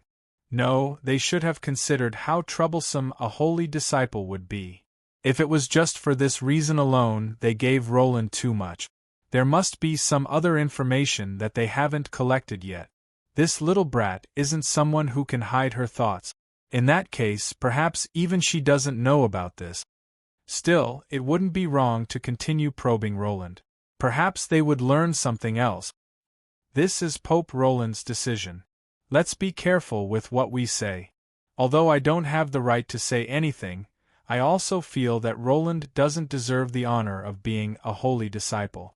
The God of Holy Light has never existed in his heart. Don't tell me that other people in the Holy Church don't have any objections? Ivla couldn't help but nod when the young holy knight before her agreed with her opinion. Yeah, it's completely incomprehensible. There's quite a lot of controversy within the Holy Church. Originally, I was reserving my opinion, but after coming here and seeing all these heretics who refuse to accept the teachings of the Holy Light, as well as that undead in broad daylight, it would be inconceivable if I didn't label Roland as a heretic. Pope Roland must have been bewitched by someone else to make such an absurd decision. But, actually, it's nothing much. It's just a personal guess. Perhaps Roland wants to establish a new branch of the Holy Church here. It's quite possible that the Holy Church's relationship with Roland can be improved by giving him the title of Holy Disciple. I nodded. This was all to be expected. Even if the Holy Church established the law god as the country's religion, it would still allow other order god branches to exist within the country. Although this was quite forceful, I also made up my mind to accept a new branch of the Holy Church.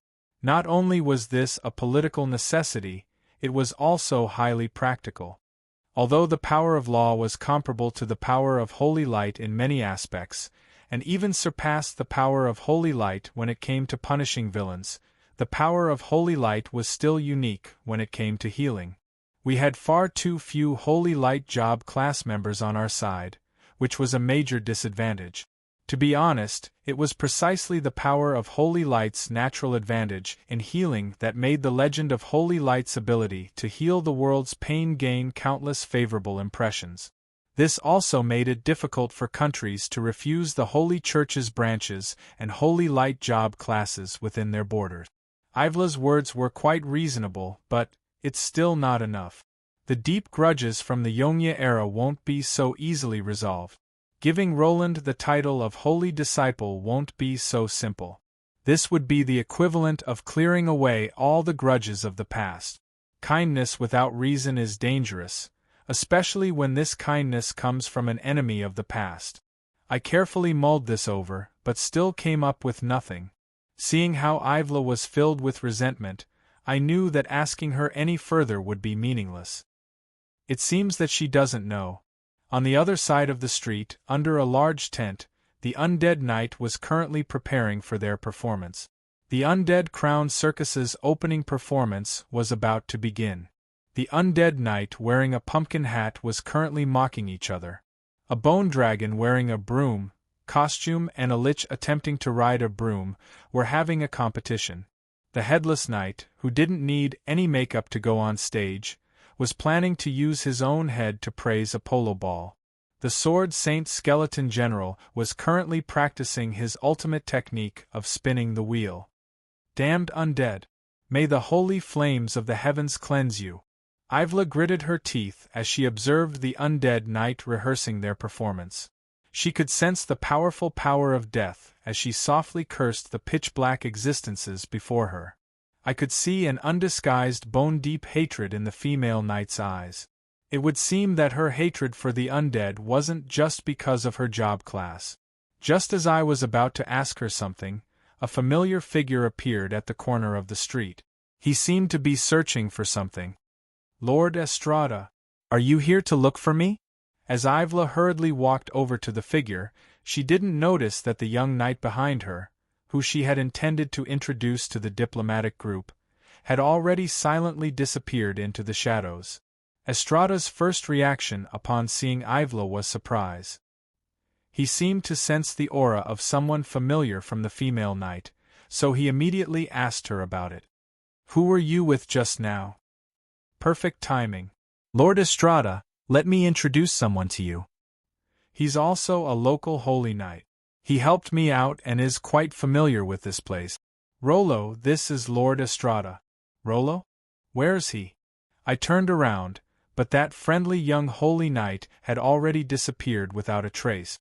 Soon, after learning the physical characteristics of that holy knight who had warmly helped me, Estrada's expression turned ashen. It took him a while before he managed to say something. "Let's talk about it when we get back." In a nearby alleyway, I heaved a sigh of relief as I watched the Holy Knight team hurriedly leave. A person's reputation was like the shadow of a tree. The strongest Holy Knight gave me quite a bit of pressure. It would be quite troublesome if I was caught by him. Hey, why didn't you go see your teacher? It's been so many years since we last met. Don't you think it's rather rude to run away from him?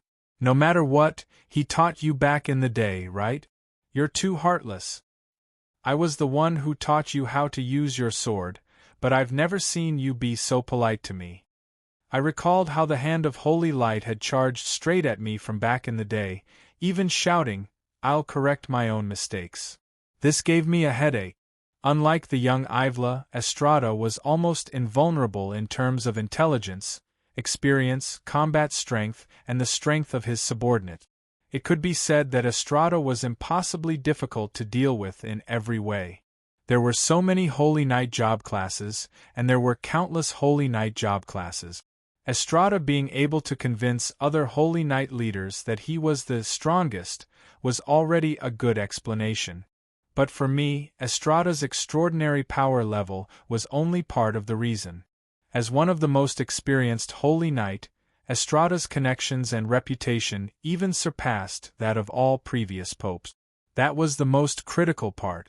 If Estrada said something like, "The evil Roland must be vanquished," perhaps more than 70% of all Holy Knight and priests would view me as their mortal enemy. That would be quite the joke for me. Back in the day, it was precisely because of Estrada's hard work that the Holy Knight and priest factions nearly had a falling out with the higher-level bishops. The so-called Holy War also lost the Holy Knight army, which should have been the main fighting force.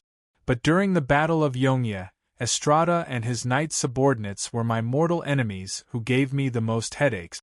I didn't know how to deal with Estrada, who was still as young as ever. So it's true. While I was worrying about this, the simple-minded Adam suddenly thought of something and chuckled. "What are you laughing at? You've eaten too much." This guy always managed to annoy me. The squatting Adam laughed so hard that he couldn't breathe. He only waved his hand after a while. "No, that's not it. It's just that I recently heard from Heloise that you and your disciples have a tradition of being killed off by your disciples. I didn't believe it at first, but now it seems that there are some things that I have no choice but to believe. Look, back in the day Heloise taught you, but she was tricked by you. Amelia taught you, but she was tricked by you as well. That's two of them. Not only that, Adam even started counting on his fingers. You taught Eliza, right? In the end, she killed you. The third one, Estrada taught you, and in the end, it was also a fight. That's 4, right? You're really amazing. You've basically become a curse, yet you still dare to accept disciples. Look at how obedient my little Anne is. I think Renee and Glena aren't easy to deal with either. Aren't you afraid of repeating the same mistakes? Why are you drawing your sword?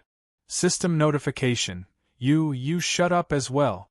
I still haven't said anything. Do you have anything good to say? Aren't you just making fun of me and insulting me? If that's not the case, if my guess is wrong, then you can continue. My system's silence, tacit agreement, made me feel even more pitiful. I silently drew my sword and recalled how I had also been killed by Anne in the game's history. I also recalled how Adam's unknown elf disciple stabbed me in the back. I finally found a target to vent my frustrations on. I just remembered something that you missed out on. Didn't I teach you back in the day? Didn't you still kill me? Today, I'm going to clean up my sect. After fighting for a while. Fine, I admit that I was at a slight disadvantage. I had accidentally underestimated the difference in power levels between us. However, Adam definitely wasn't easy to deal with either. He had underestimated my current brute strength. I was also a barbarian with 30 points of strength. Although he had a panda eye, he actually had the nerve to use his semi-god power level to suppress a newbie gold rank rookie like me. After I was beaten up a little more. After we came to an agreement, we finally brought the topic back to the main topic. Little Red and N are here. I called you over to welcome them, as the representative of the underground, and had brought her envoy group over. Little Red, who had finally woken up, also came with her. After not seeing each other for so long, I was rather worried about her. Then, why did you give me a panda eye? How am I supposed to welcome them? Aren't I the same? Couldn't you have been gentler? You're going to give a lecture to a newbie later. Prepare yourself. New subordinates? What? I had and bring a portion of newly trained town security knight and law knight. It's time to take care of those bastards in the city. I'll leave the training to you. Why didn't you say so earlier? How am I supposed to establish my authority like this? I smiled in delight as I looked at the swollen eyes that I had just personally beaten up. Hee, that's the effect I wanted. Don't even think about acting cool in front of a beauty. Chapter 245. Our target? There's no rot, no gentleman. Up in the plaza, my anger had manifested itself. The city management squad and knight below me were loudly responding to my call. On the makeshift wooden platform, there was a scroll that I had written. The calligraphy on the paper displayed my resentment and will. On the left was, "Severely punish gentlemen perverts." On the right was, "Focus on purifying the city's atmosphere." And on the bottom was, "Beifong die." All right then, let's not think too deeply about whether or not this couplet rhymed or was symmetrical, nor how Beifong, who should still be in the earth elemental plane, was implicated in this. However, when I wrote the last 4 words in front of everyone, the cheers that filled the sky explained everything. Beifong die. Hats were flying, hands were waving, and there was even a female elf who was so excited that she threw her undergarments into the air. Hearing these cheers that came from the bottom of their hearts, I couldn't help but sigh at the scene before me. The hearts of the people are useful, but it's a pity that Beifong isn't here. I was feeling that it was a pity. If Beifong was here, using him as a sacrifice would be the best way to boost morale. If I wanted to punish the gentleman, what would be better than killing Beifong on the front lines? Kill all those Beifong. Was this older sister misunderstanding something? Beifong couldn't be equated with perverts, right? Wait a moment, it really did seem possible. Beifong was definitely greater than perverts. I've long since been annoyed by them. I bought a bottle of whitening potion and only used it for 3 days. Don't look at me like that. How many times have I told you? I'm not a dark elf, I'm a human from the highlands. I spend a lot of time under the sun, so it's normal for me to want to be whiter. Was this older sister not a dark elf? She was so dark that it was impossible to see her facial features. It was no wonder that others would mistake her for someone else. Clothes-shredding demon and streaking pervert, just you wait. It would seem that this older sister was also a victim with a painful past. Now that she was protected by 2 layers of iron, she should feel quite safe. Looking at the new town security knight who were grinding their teeth in anger, I decided that I shouldn't waste any more word. With such high morale and anger, let's close the door, release the dogs, and go on a mission. Let's go. Let's not waste any more words. No matter if they're criminals or repeat offenders, kill them all. No matter what the important targets are doing, bring them here. Looking at the mad dogs, successful knights, I nod my head in satisfaction. As expected of the new town security knight squad with Sulphur Mountain City's town security knights as the core. Their morale is high, their fighting strength is strong, and most importantly, they are experienced in dealing with those bastards. They won't let them escape. The first squad's mission is to cleanse the market. Leader, yawn. Yawn. Those bastards. They yawn. The first squad is, and in the market. Yawn is. Commander, Leader, selling fake goods has turned into a diplomatic incident. That's too much. Teach those bastards a lesson. After Diana left to search for her own path of faith, Yawn, who used to be her assistant, became the leader of the town security knight squad. This time, more than half of the town security knight squad was brought to Definder. Before they got used to the sunlight, they were mainly responsible for night patrols. The reason why we chose to focus on cleansing the market today was because it was a cloudy day, and we had more than enough manpower. Even though there wasn't much sunlight, they still looked frightening. Most of their bodies were covered up, and they wore the gnome's gas mask. White gas leaked out from the back of their heads, and it looked like boiling steam. I felt uncomfortable just looking at the cute girls suddenly transforming into strange uncles. Fortunately, it was winter, so it wasn't too hot yet. I could still endure it, but it was still quite inconvenient. We need to hurry up with our specialized equipment.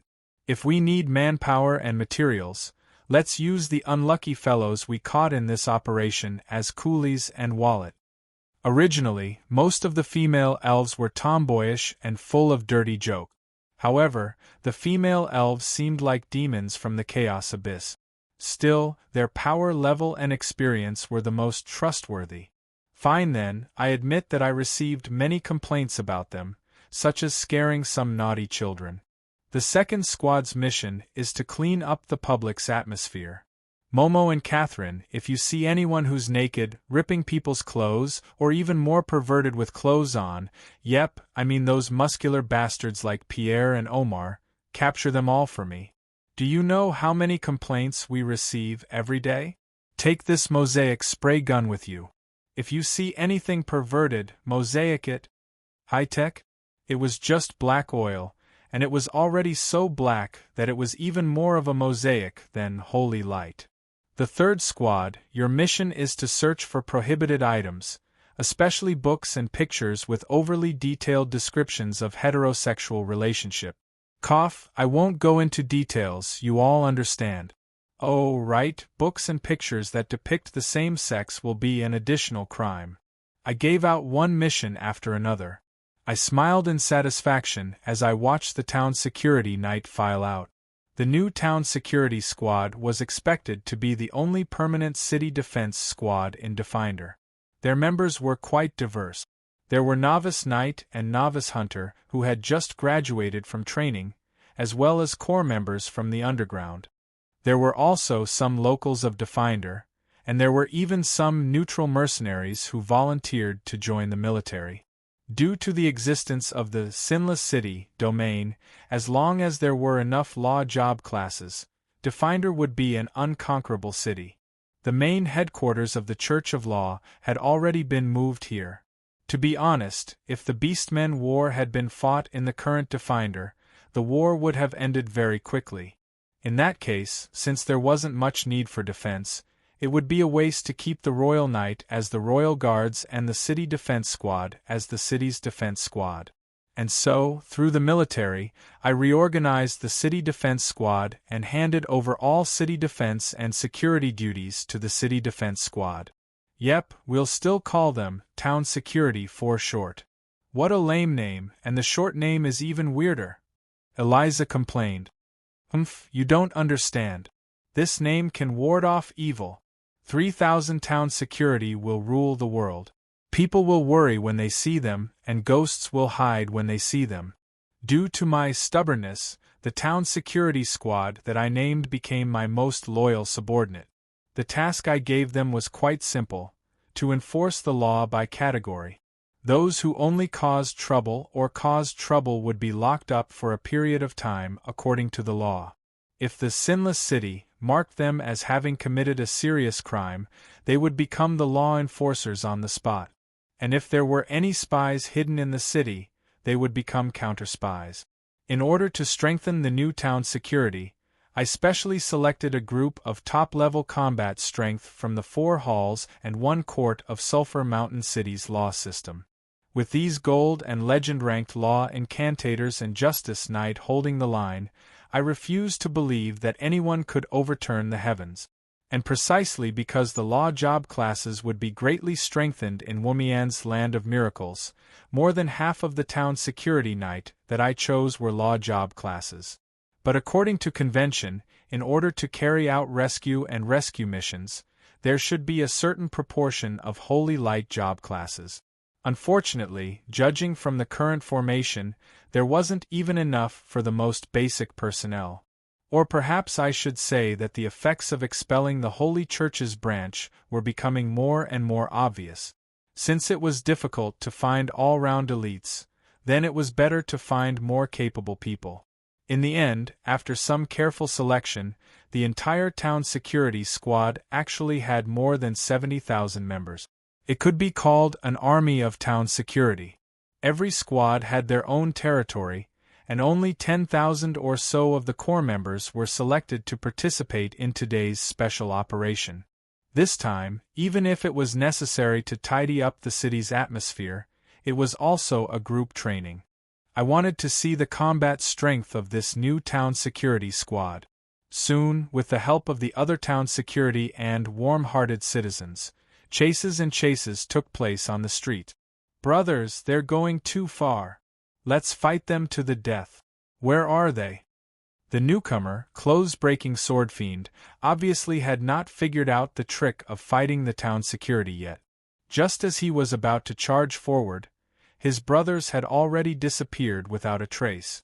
Those who were too short to run away had probably surrendered as well. Fight my ass. It's not like we've committed any serious crimes. If we get caught, we'll just be locked up for a few days and fined. If we resist, we'll be beaten half to death. The unlucky fellows were dragged out one by one. The contraband items piled up like a mountain. Soon, I discovered that the plaza couldn't contain any more. There are 60 boxes of unknown potions, and most of them have unknown effects. Olivia, you're actually able to concoct potions with unknown effects? You're truly a genius. Olivia was an expert at improving and creating new potions. However, a single successful improvement often meant the accumulation of 100 failures. As independent merchants, they were actually dealing with failed products, selling them under a new name. They had already recouped their costs. I had heard of the so-called crazy alchemist potion. After drinking it, the effects would be completely random. However, it was usually incredibly powerful and cheap. Many adventurers bought some of these potions to gamble their lives in times of despair. There was once a fellow who drank one bottle and immediately spat out a dragon's breath. Actually, I'm not as good as you say. Looking at the ace alchemist Olivia, who was trying her best to disguise as a silly chick, and her teacher Ingo who was trying her best to reduce his presence, I laughed. If you drink it all, I won't pursue your responsibility. Otherwise, according to the new regulations, the fine will be 10 times the value of the goods. What the heck, you really drank it? I seem to have underestimated the goblin's obsession with gold coins. Before I could finish my words, Ingo had already pounced on the box of potions. His disciple, who had surpassed his master, was still pulling him with all her might. Stop drinking, teacher. Drinking too much of a failed product will kill you. My money is my life. If I don't drink it, I will definitely lose my life. If I drink it, I might be able to keep my life. Looking at the goblin great alchemist who was green on one side and white on the other, I was once again shocked by the shamelessness of the goblins. Although I knew that this potion probably wouldn't kill anyone, they wouldn't dare to sell it if it could. I really couldn't tell what would happen to them after drinking it. Come, you take half and I'll take half. Wait a moment. Gulp. Ingo. Br, who had been dyed into a rainbow-colored goblin, rolled his eyes. Thinking that it would be better for 2 people to drink it, he pulled his own disciple along to drink it. Various kinds of potions were poured into the girl's mouth.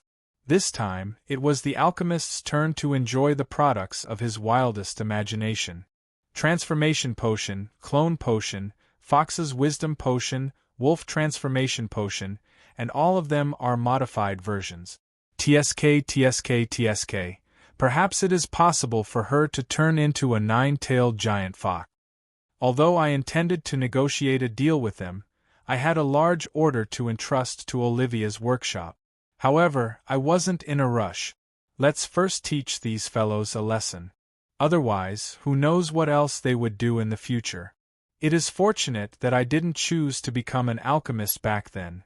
My little knight squire, Kathleen, looked at her senior turning red, then green, then 2 rabbit ears, then a fox tail, then a furry one moment, then a hairless one the next. She couldn't help but feel a lingering fear. She was glad that she chose to become a knight back then. Otherwise, she would have become a member of Olivia's party. My next target was the main focus of this cleanup. Those darned bastard artists and unscrupulous booksellers. Even Lord Saint had started to collect unscrupulous books. I had to put a stop to this unhealthy trend. Casually flipping through the pile of books, I picked a book and opened it. I looked at 2 pages, Then, I closed it. Is it interesting to draw 2 men hugging each other? Not interesting, but it is profitable.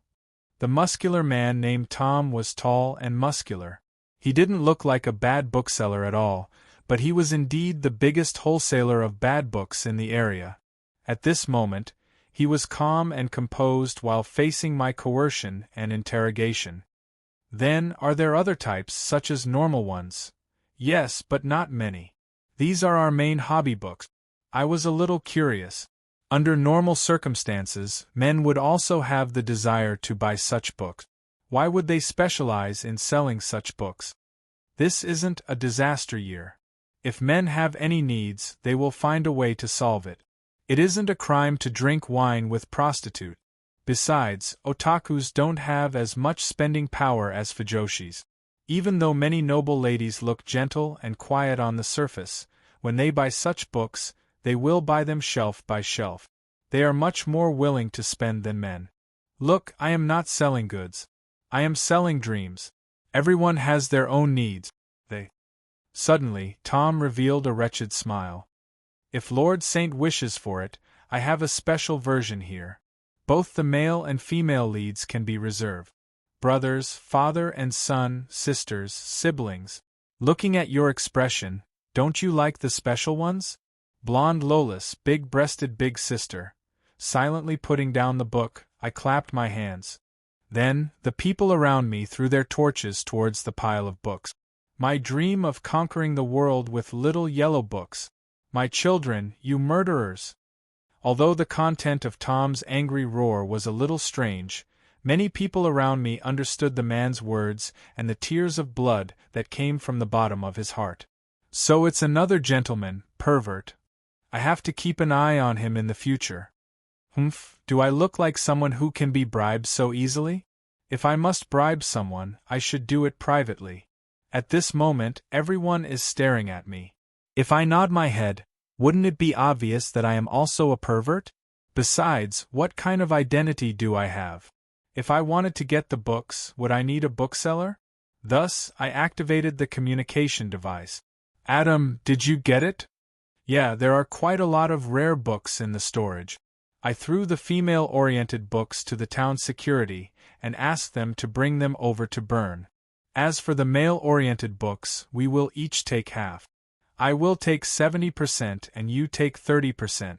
Otherwise, I will tell Marguerite. Alright, let me pick first. You bastard, no matter how much he complained and threatened me, I only replied with the words tell Marguerite, and Adam could only give in. Using the advantage of an unmarried man against a married man, I successfully won this round. Thinking about how the rare books that were kept away would soon belong to me, my mood became much better.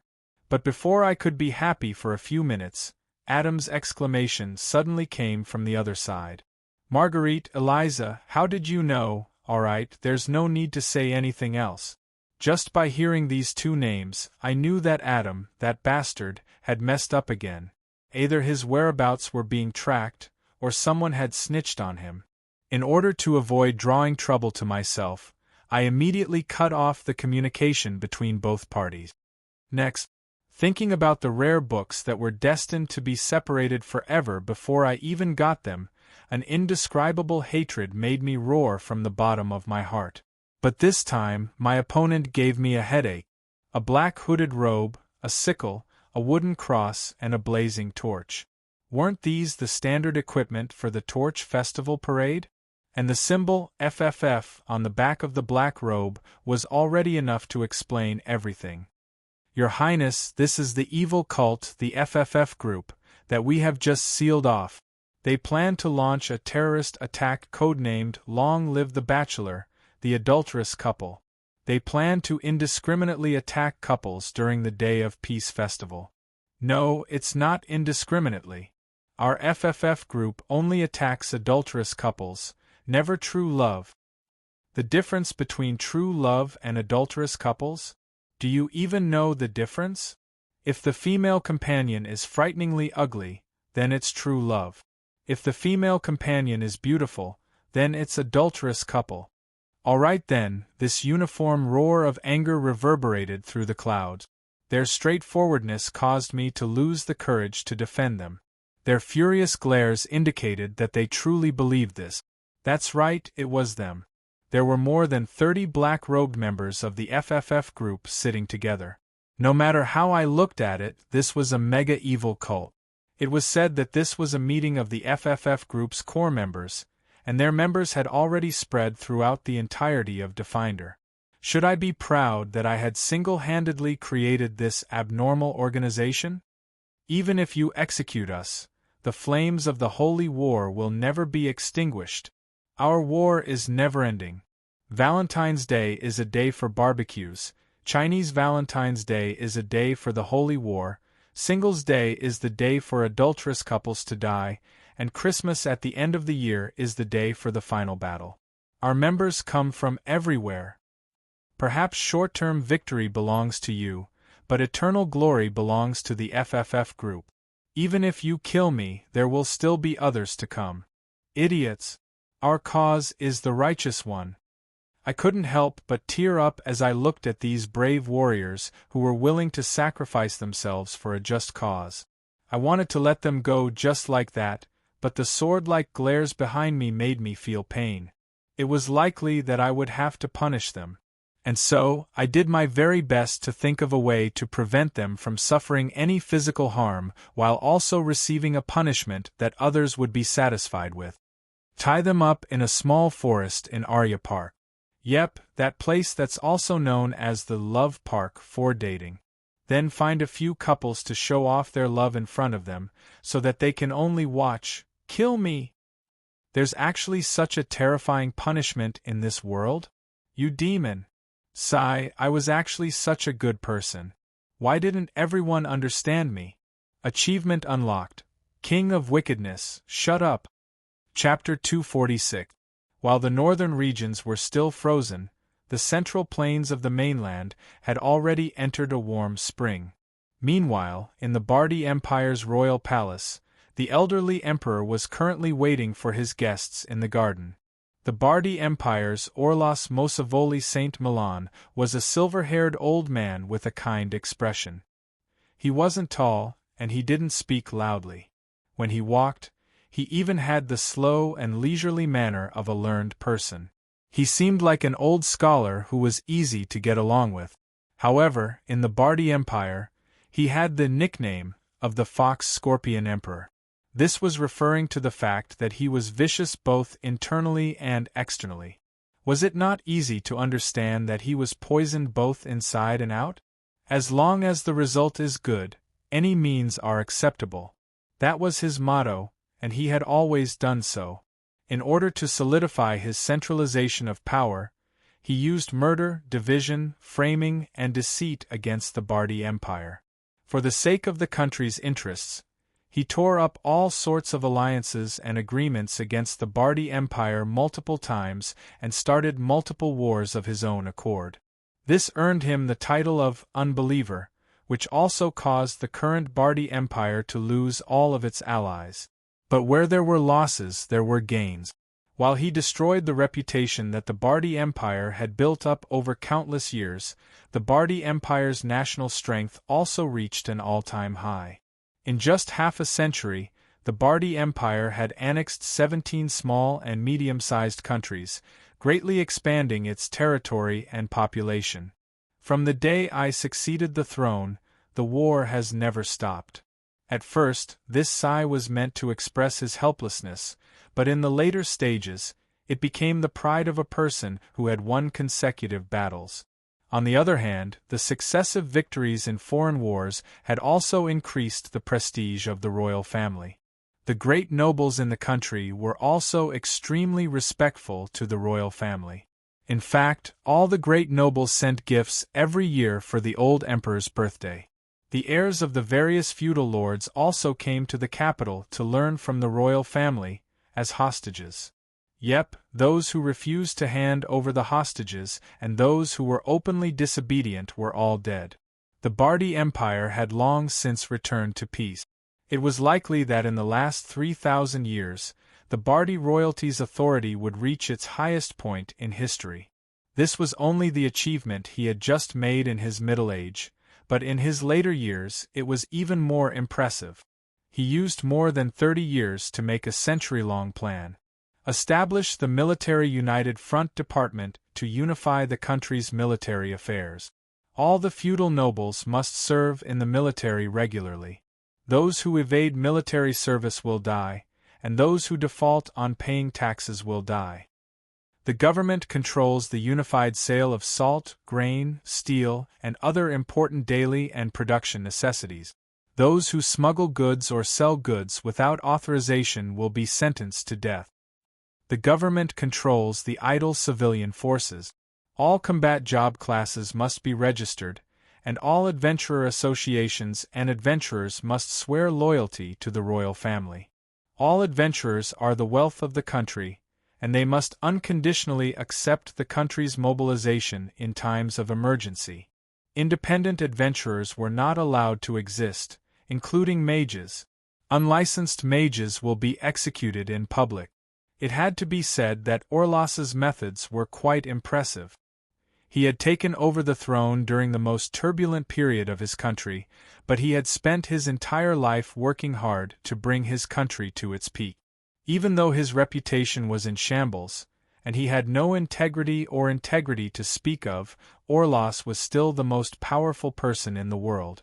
Countless people, both in and outside of Bardi, hoped for his death. Assassins who signed in on time every month, without rest, could even form a schedule. Although Orlos was hated by many, even those who hated him the most couldn't help but admit that he was indeed a famous ruler who had brought this country to prosperity. Monopolizing the sale of important resources and competing with the citizens for benefits was indeed quite hateful. However, the current Bardi Empire's treasury was far more abundant than anyone could imagine. Every year, the Bardi Empire's military budget was more than 3 times that of the neighboring countries, but the treasury wasn't strained at all. At the same time, it had been several decades since Bardi had experienced a large-scale famine due to a natural disaster. Both the population and the prosperity of the cities were at an all-time high. Although Orlos's decision to turn the relatively neutral adventurers and mercenaries into property of the country caused a huge backlash in the beginning, with the royal authority and the military backing them up, the waves calmed down after a generation. Now, all new adventurers treated serving the country as their duty. Even the rare job classes such as mages were self-consciously registered and became part of the government. Without a doubt, this was a declaration of war against the old government. This naturally caused the adventurers, mercenaries, the Mage Association, the various gods' churches, and many other neutral factions to be dissatisfied with. However, for Orlos Mozavery, protests and assassinations were nothing out of the ordinary. His powerful guards who came out of nowhere had never disappointed him. Even numerous semi-god assassins had died at his hands. Orlos had never feared any enemy's provocations. But on the other side of his oppressive rule, there was quite a bit of resentment within the country. Countless people wished for his early death, and even more wished for the Bardi Empire to return to its former glory. In the eyes of those who were observant, this seemingly powerful country actually had weak foundations. It was constantly teetering on the brink of collapse. It was only a matter of time before it collapsed. The biggest and most fundamental problem was that Orlos XIII didn't have any descendant. Perhaps it was because he had been injured in battle in his early years, or perhaps it was because of his so-called virtue, but no matter what, although he had countless harems, he was never able to give birth to a single child. 2 of his concubines did get pregnant, but the next day, he dragged them off to feed the dogs. For a short period of time, the rumor that the Bardi Empire was destined to have no descendants spread everywhere. Of course, in order to solve this problem, Orlos had done his best. For example, he adopted many adopted sons and daughters. But after many trials and tribulations, only about 20 or so of his 30 or 40 adopted sons and daughters were still alive today. Orlos's suspicious personality meant that those who were too strong would be eliminated early on. However, it was basically unrealistic to find a successor that all the factions would accept. The oldest adopted prince, Carlston, was already over 50 years old. However, he appeared even older than the emperor. The only reason the prince was able to live until now was because he was useless. He wasn't as ambitious as his older brother, nor did he have any extravagant hopes of becoming the emperor while he was still alive. At any rate, he's already over 70 years old. He doesn't have much time left. Let's just wait for him to die, and then, there was an unspoken rule in the main plane. A king with a short lifespan would definitely be a king with a short lifespan. The gods would not allow an immortal king to exist. If a king still cherished his royal power after 100 years, then divine punishment would come unexpectedly. Ambitious people sharpened their teeth in the dark of the night, waiting for the old Lion King to die of old age. Not only were there wolves from other tribes, but there was also the old Lion King who was on the verge of death. His brothers who were still alive had been waiting for him to die for a long time. Now that the Lion King had died, his fertile territory would naturally welcome a new round of competition. He's not far away, not far away. He hasn't learned any martial arts or magic, and he's only relying on medicine to hold on. Perhaps he'll die tomorrow. But today, this old king, who seemed to be nearing the end of his life, welcomed the date he had been looking forward to for a long time. It was a visitor wearing a black cloak. Under the guidance of the royal guards, he walked into the old emperor's garden. Emperor Aso, your personal arrival is the glory of our entire empire. It's a pity that now isn't a suitable time to publicly announce our relationship, so I can't prepare a banquet to welcome you.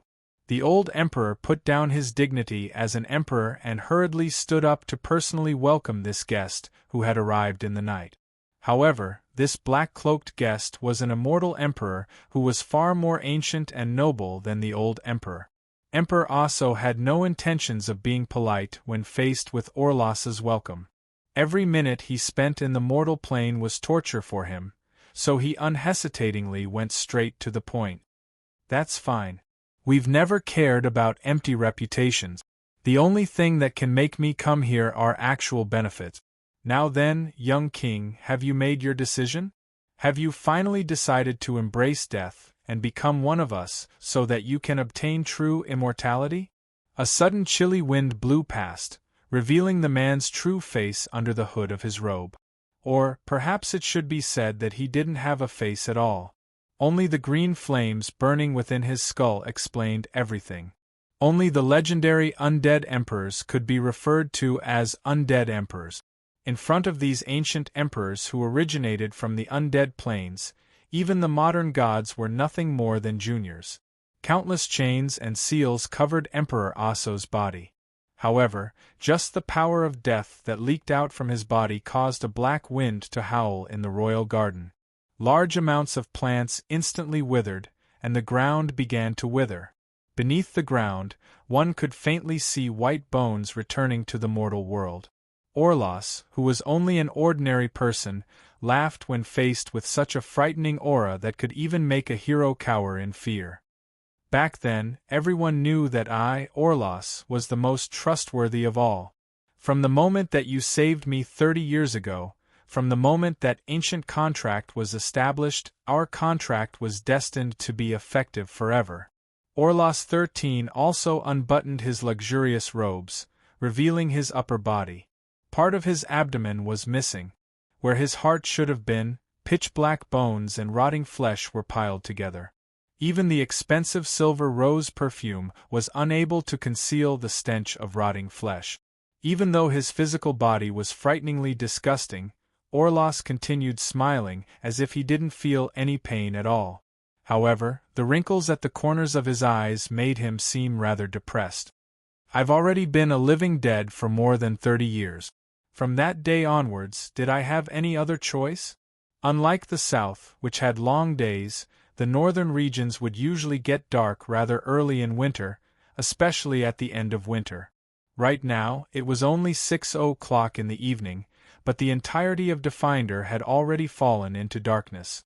The newest product of magical engineering, magical lanterns, had been distributed to every household as daily necessities.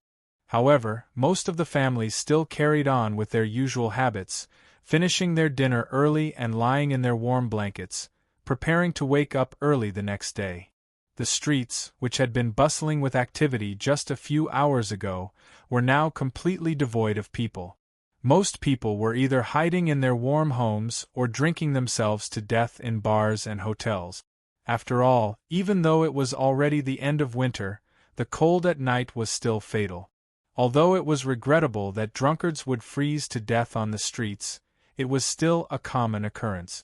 While the entire city seemed to have sunk into silence, in the southern suburbs of the city, there was an area with 3-story houses that had been sealed off. There was no difference between night and day here. It was always brightly lit throughout the night, and there was always constant noise. Boom. Most of all, there were all sorts of explosions. Judging from whether it was a gnome engineer or an alchemist flying in the sky, it was easy to tell which was an alchemy laboratory and which was an engineering laboratory. In a corner of that sealed-off area there was a smithy. No matter if it was day or night, the sound of knocking never stopped. Right now I was here as well, checking on the progress of an important project. Orange Head, what's the situation like? How's the quality of these ores? Can they satisfy your needs? This batch of magical iron ores is of excellent quality. Our mines have produced such top-quality ores. You probably bought them from the Ottoman Empire, didn't you? Seeing that I silently nodded, Old Hoyle continued speaking in satisfaction. If the materials can keep up, the progress will be quite smooth. However, isn't the time a bit too tight? We'll only be able to produce a prototype within 3 days.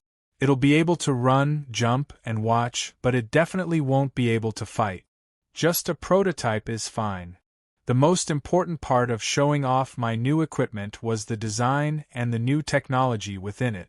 After all, the guests I invited might not even know what it was, so I only needed to fool them. With the order and funds, I would start the actual production line. The cold winter winds caused the dwarf's brandy nose to turn red from the cold. However, the dwarf had an expression of displeasure as he gulped down a mouthful of alcohol and didn't reply. As a veteran armor master, he was quite dissatisfied with the fact that he had rushed the work to produce low-quality products. Was it worth it? You even turned all the red light districts upside down in order to find me.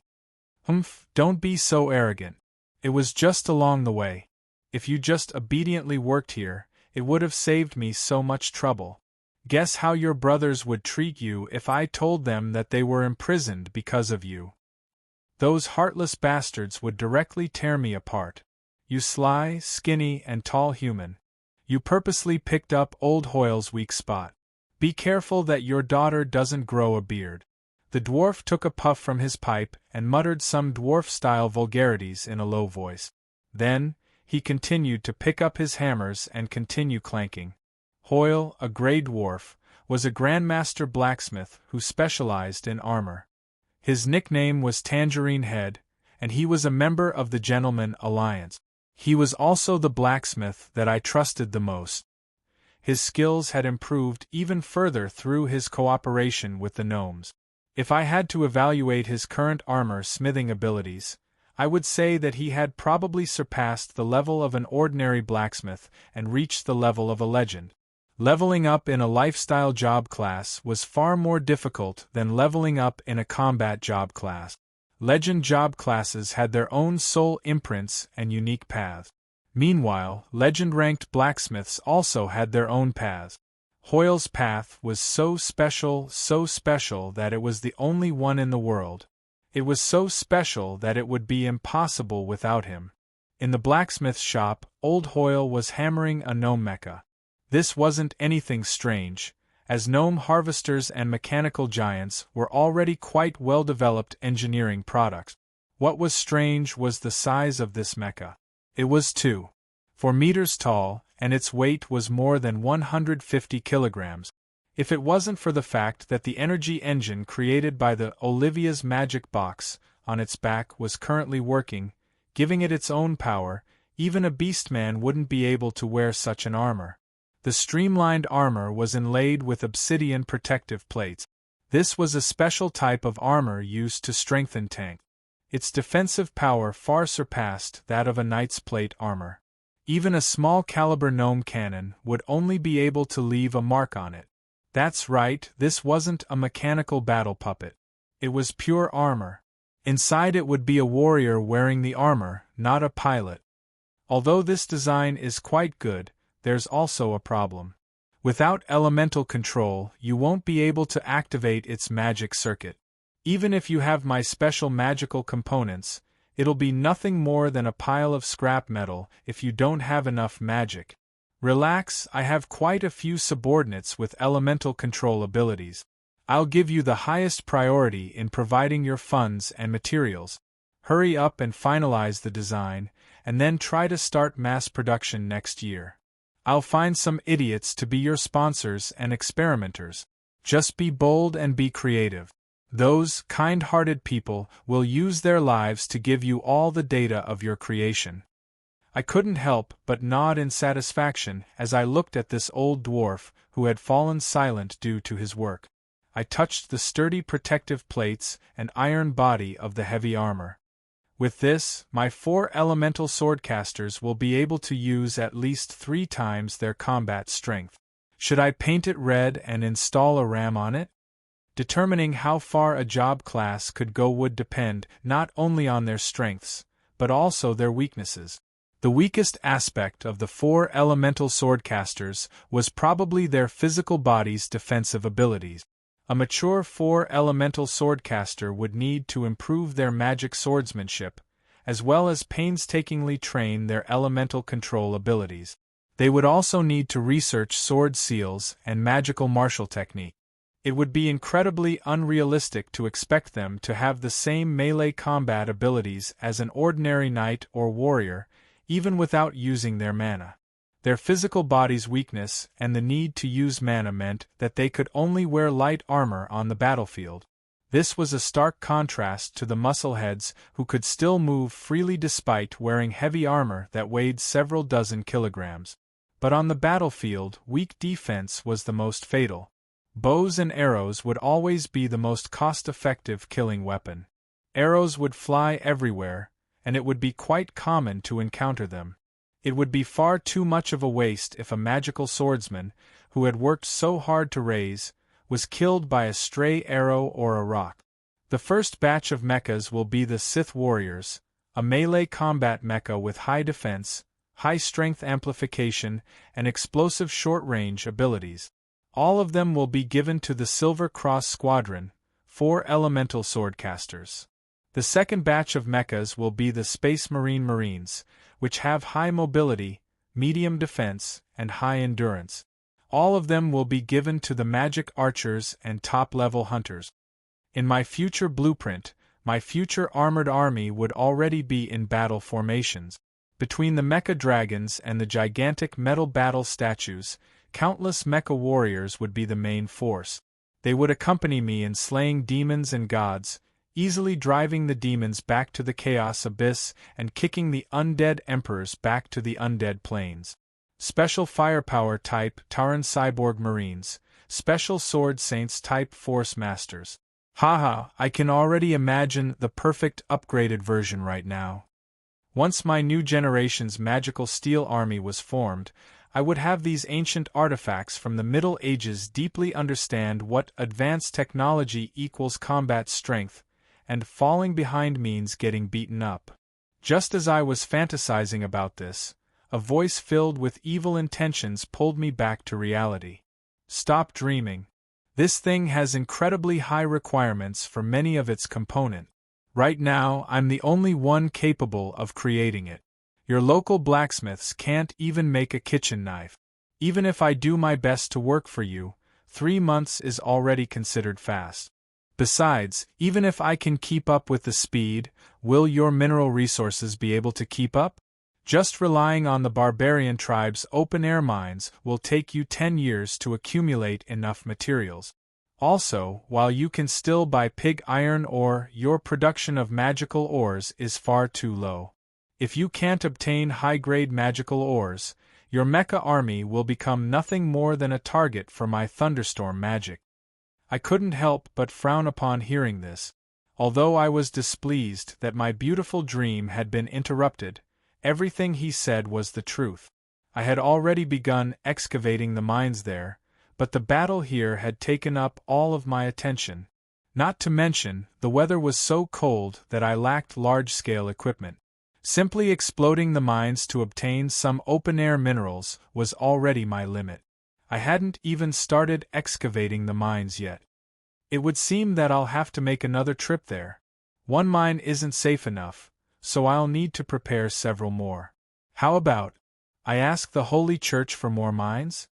Chapter 247. There was a hint of anger on the girl's delicate face. Beneath her sharp eyebrows were a pair of eyes brimming with heroic spirit. Those sapphire-like eyes and baby-like pink skin were the most perfect match. Just looking at her picturesque scenery was enough to calm one's heart.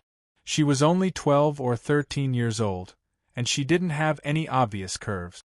Her long ponytail added some masculinity to her appearance. She stood tall and had strong legs, as if she had truly received combat training. Her military aura made her seem much less weak than she appeared to be. She wore pink armor, and her long sword was covered in gems and patterns. It was obvious that it was expensive, but it was so exquisite that it was a work of art. It was obviously unsuitable for use on the battlefield.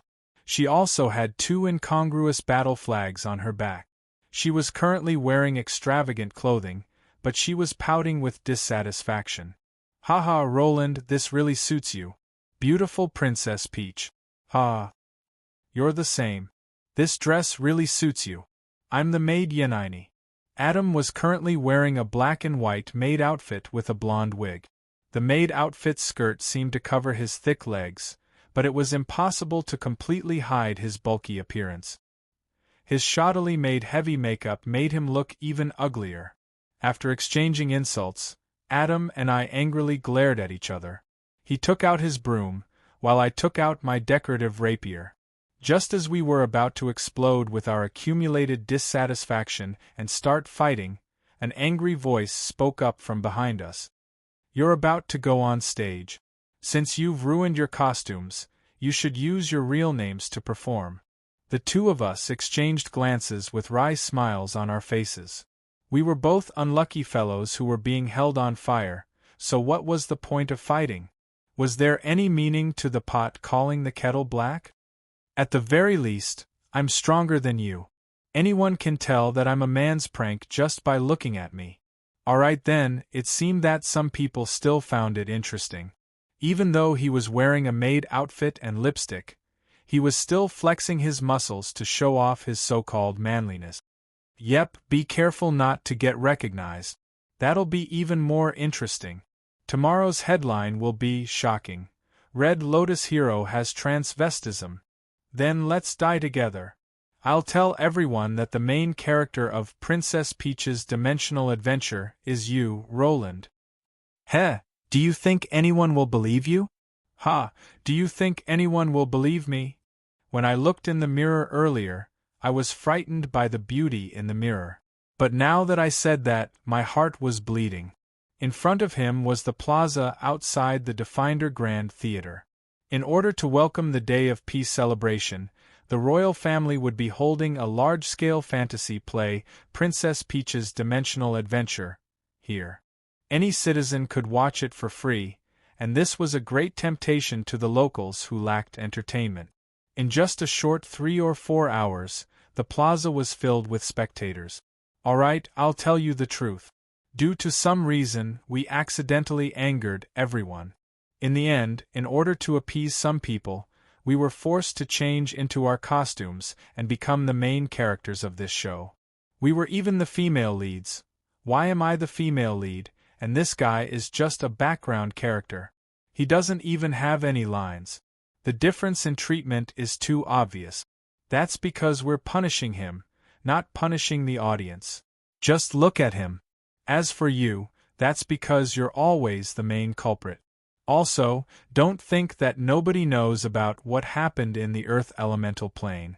Did you think that not going home for a few days would make me slowly cool down?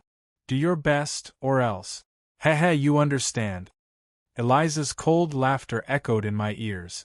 What was even more malicious was that she was the one who wrote this play. Perhaps she had already made preparations for revenge. In fact, she was even despicable enough to take hostages. No. Please let those children go. They're innocent. It all depends on your performance. I really don't understand why men would like such things. They're clearly all fake. No, they're not fake products. They're true art. They're perfect art that originates from life and surpasses reality. They're treasures that countless men can only dream of. Do you know how much effort I put into obtaining them? They're the result of over 100 years of my savings, the painstaking efforts of countless masters from different eras. They're the only treasures of art in the world. Adam also had an expression of astonishment upon hearing this. No wonder they look so familiar. Last time, you shared with me the lecherous Count and his 36 concubines.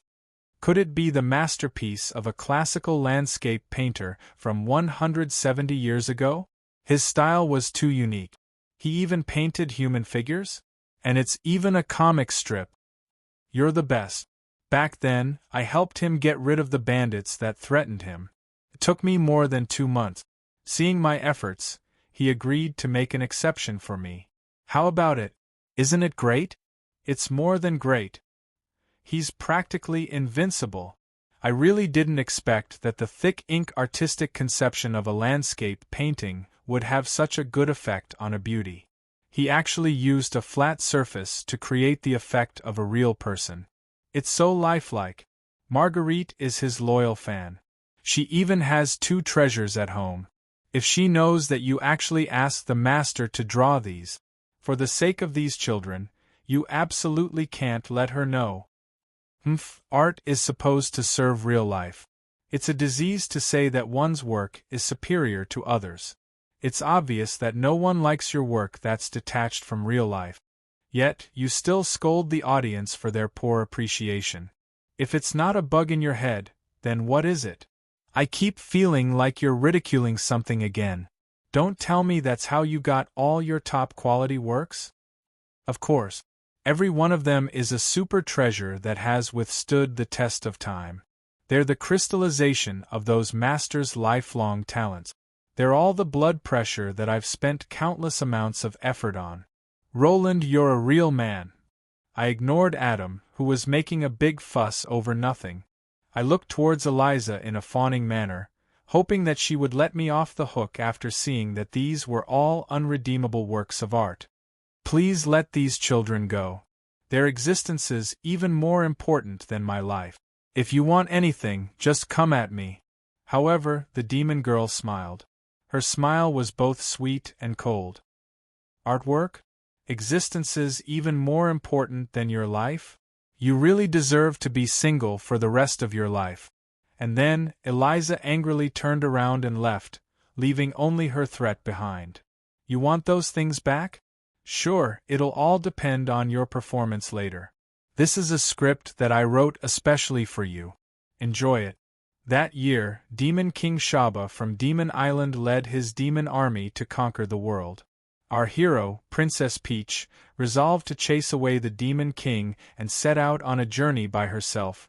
Even though my heart was filled with anxiety, the narration on stage and the audience's applause were reminding me that it was time for me to go on stage. I reviewed my script one last time. This seemed to be a magically modified version of the Momotaro legend. This was the fairy tale that I had told Eliza the most when she was young. The script wasn't particularly out of place. It was unlikely that anyone would intentionally destroy their own childhood. I relaxed slightly when I thought of this. Wow, such a beautiful little girl. She looks a bit like Princess Renee, but she's younger than her. Is she a distant relative of hers? I took a deep breath and ignored the distractions before me as I drew my decorative sword and read out the script that I had prepared beforehand. Sigh, Demon King Shaba is far too powerful. It's impossible for me to defeat him by myself. Are there no other brave warriors willing to help me? As long as you give me a colored flag, I'm willing to become your subordinate and fight together with you against the Demon King. According to the script's development, Princess Peach would first gather a monkey, a dog, and a chicken as her subordinates. It would seem that Eliza hadn't done anything rash yet. This was probably the first monkey to appear. I sighed as I looked in the direction of the voice. It was a tall figure that blocked out the sunlight above my head. I could only see his golden muscles that were glistening with a glossy sheen. This was a super-muscular man wearing nothing but a thong. He was performing all sorts of bodybuilding moves, and his glistening muscles were covered in sweat under the sunlight. It made me feel hot just looking at him. Not only that, his handsome face was flushed red. Omar, Omar, Omar, I'm so happy to be able to act together with my father. The burly and handsome man kept roaring in excitement. His muscles were even twitching in disgust. I silently took 2 steps back and drew my sword again. Hee. That's right, this person before me was definitely a pervert. He was the person with the highest authority in the Shilua Empire. I had indeed invited him to participate in the celebration, but I didn't expect that he would give me such a surprise as soon as he arrived. Omar had a monkey tail on the back of his pants, and he was wearing a strange hat with monkey ears. It would seem that he was the monkey general in this scene. Ah, what's that?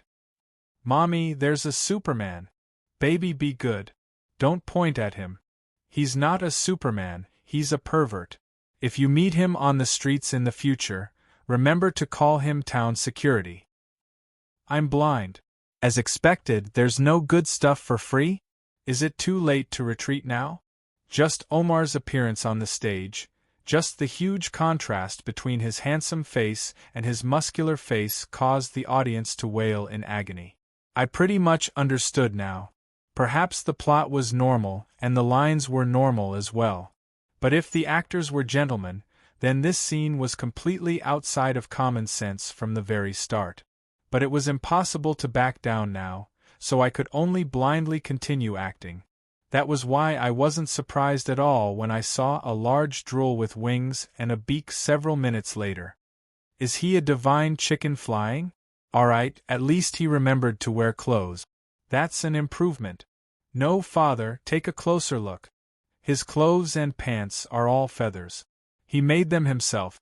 As expected of awing, he's actually completely naked on stage, and it's so naturally accepted by everyone. As expected of the Wild Bull faction's super artistic master. I could now understand how different people's views on art could be, as well as Eliza's feelings after hearing what I just said. Helplessly, I followed the plot's requirements and took off my shirt and tossed it to this chicken, before we continued on our journey to defeat the Demon King. Princess Peach gathered her 2 companions and began a fierce battle against the demons. However, just the 3 of them weren't strong enough, and just as they were feeling the most troubled, she met her most loyal retainer in a small village. I nodded. Since there was a chicken and a monkey, the only thing left was a dog. I hoped that the person acting as the loyal dog Hachiro wouldn't be too ridiculous. The Bull Demon King from another world. It seemed that I had underestimated a certain person's desire for revenge. My expression of resolution welcomed an even more ridiculous development. The highest-ranking bishop of the Church of Law wore a bronze mask and appeared on stage. He looked exactly the same as the other 2 bishops. Fortunately, he remembered to wear brief. Bang! 3 pairs of large hands clasped together, and 3 pairs of large eyes seemed to be burning. However, all I could see was a pair of shiny muscles. Brothers! Brothers! Muscles! The 3 brothers under the moon. The 3 brothers formed a bond at this moment. The flames of friendship ignited between the 3 of them, and the sweat that flowed from their bodies carried the scent of youth. The people below were already screaming in despair as they fled for their lives. Who would be willing to watch such a scene where they had to risk their lives? At this point, everyone knew that the following development would be fatal. Cough, cough. I did my best to suppress the urge to vomit blood. Since I had already acted to such a degree, no matter how ridiculous it was, I might as well finish the act. Muscle explosion. A certain muscular man jumped up and used his chest muscles to explode the pitiful minor knight, a royal knight who made a cameo appearance. Bull demon embrace. A certain naked mad bull hugged the two pitiful minor roll B and minor roll C. The two of them were about to suffocate and looked at me for help. However, right now I only wanted to hide in a corner of the stage and tremble. Feather projection. This divine chicken Feifei, who had thrown his own feather at his opponent, was once again partially naked. He laughed even more happily. His opponent, on the other hand, had happily rolled off the stage. As soon as he got off the stage, he began to celebrate his successful escape. With the three gentlemen under the moon taking action, all ghosts and demons would be instantly killed. The only side effect was, my ghost brothers are so pitiful, these three perverts are too strong. Oh, so disgusting. Commander D, hurry up and surrender. You can't blame yourself for not trying hard enough. It's just that your opponents are too ridiculous. Bastards. Let go of that ghost. Alright then, the audience was actually beginning to sympathize with the evil ghost army. Under the three gentlemen's hard work, Princess Peach and her three servants had unknowingly become the evil side. Yanini, your end is here. Ha! Did you think that pretending to be an ordinary villager's maid would be able to hide from my piercing eyes? Evil female spy of the ghost army, who are you? I angrily roared as I slashed at the corner of the wall. The figure who was doing his best to reduce his presence was pulled out from the background. Asterisk boom. Asterisk my sword and broom clashed together as we exchanged our mutual hatred. I clearly don't have any part in this scene, yet you actually changed your lines? It's enough if you want to die by yourself. Why did you drag me into this? You want to survive by yourself? Don't even think about it. Alright then, as Princess Peach and Maid Spy on the stage began sparring with swordsmanship that they hadn't seen in a long time, and the chicken, monkey, and cow trio continued to bully the pitiful demons, the audience mysteriously heated up. What amazing swordsmanship! Although I don't understand it, it seems really powerful and interesting. Good luck. Ghost Army, kill those three perverts. Maid, don't lose. Amidst the chaos, the plot took a new turn. The main antagonist, the Sabar tribe's ghost prince, appeared. The moment he opened his mouth, the entire world fell silent. That's right, as a pacifist, seeing this scene before me really hurts me. Right, I have a plan to resolve all of this. Cute Princess Peach, please marry me. I'll make you happy. As long as we become one family, there'll be no more disputes in this world. Eliza, what are you doing? I felt chills run down my spine as I watched the demon-horned Eliza appear in her prince's costume. She bowed and proposed to me. My mind was completely blank. Director, just what should I do with this script? What should I do next? Should I agree? Or should I start the battle according to the script? Heavens, this wasn't even written in the script. No, Princess Peach belongs to me, the necrophilic prince. Alright then, the sudden arrival of the pumpkin carriage brought about a new whirlwind. Prince Amelia, who was wearing an evening gown, appeared, causing countless people to exclaim in surprise. And when she also knelt down on one knee and proposed, the black cat on her shoulder was already rolling around in laughter. No, little sister Peach belongs to me, the apple princess. As long as true love exists, so what if we're blood-related sisters? Renee, you damned brat, why are you here as well? Chapter 248. The extravagant and chaotic stage play finally reached its climax. The sudden appearance of the characters shocked the audience, and also brought the chaotic plot to its climax. The silver-haired ghost prince had an evil charm to him, the golden-haired knight prince had a heroic bearing, and the green-haired magic prince had a natural and relaxed aura to him. On the stage, three handsome princes simultaneously proposed to a young and beautiful princess. This was a scene that could only be seen in fairy tales. Everyone below the stage was already screaming and shouting. Although they didn't recognize the other two princes, it was quite obvious that the Night Princess was acting as a guest. Even the venerated Princess Renee was acting as well. This play was destined to become a popular topic during the celebration. Cold sweat was furiously dripping down my back. My survival instincts were telling me that if I made the wrong choice here, I would be instantly sentenced to death. It was clearly just a play. Why did it suddenly turn into a life and death battle?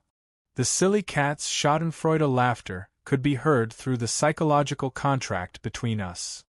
Your instincts aren't bad. But take a closer look. This isn't just a simple play. Look at how resolute those girls are.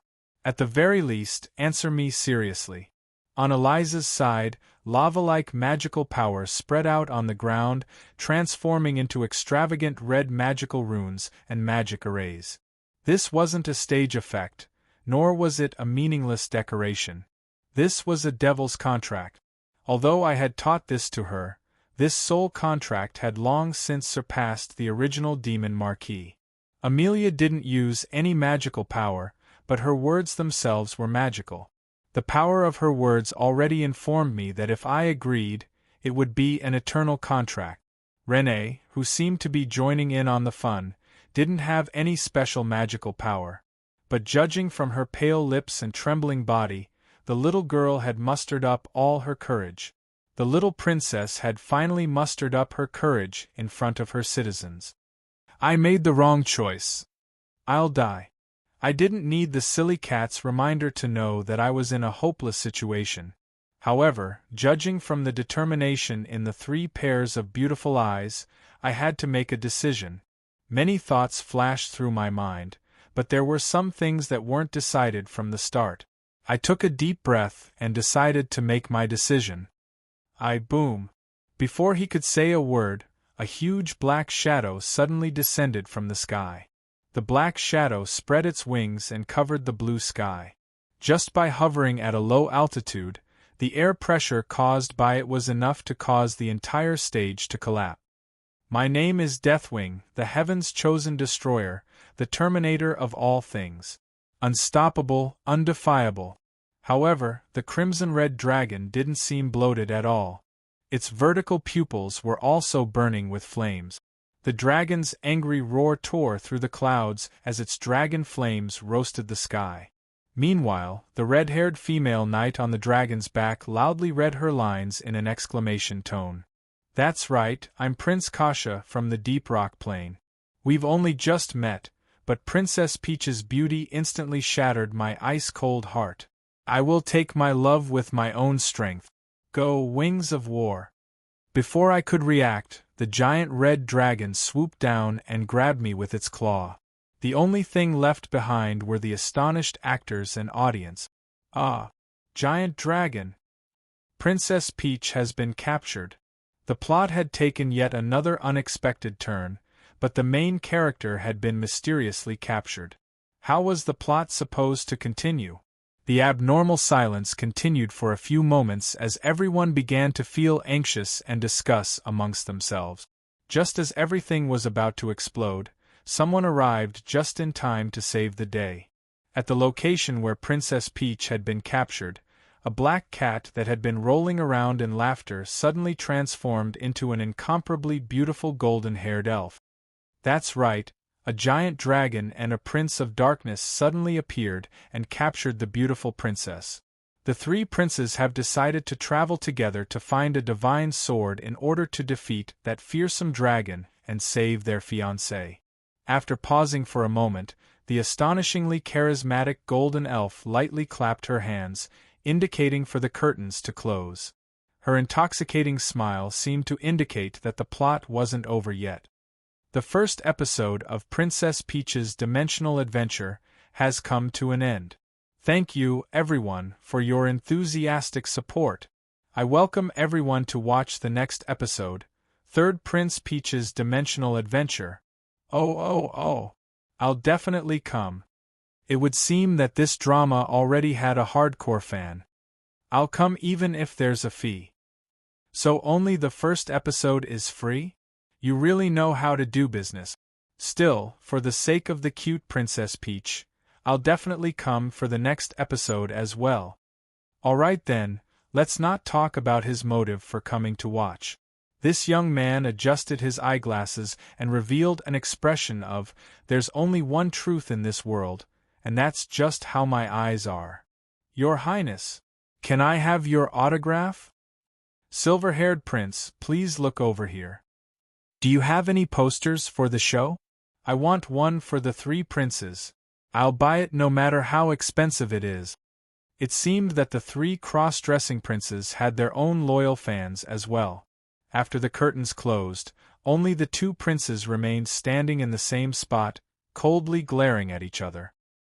"I'm afraid that as long as he agrees, your devil's contract will take effect. You really are Roland's disciple, just like him. As long as your goal is achieved, it doesn't matter how despicable your methods are.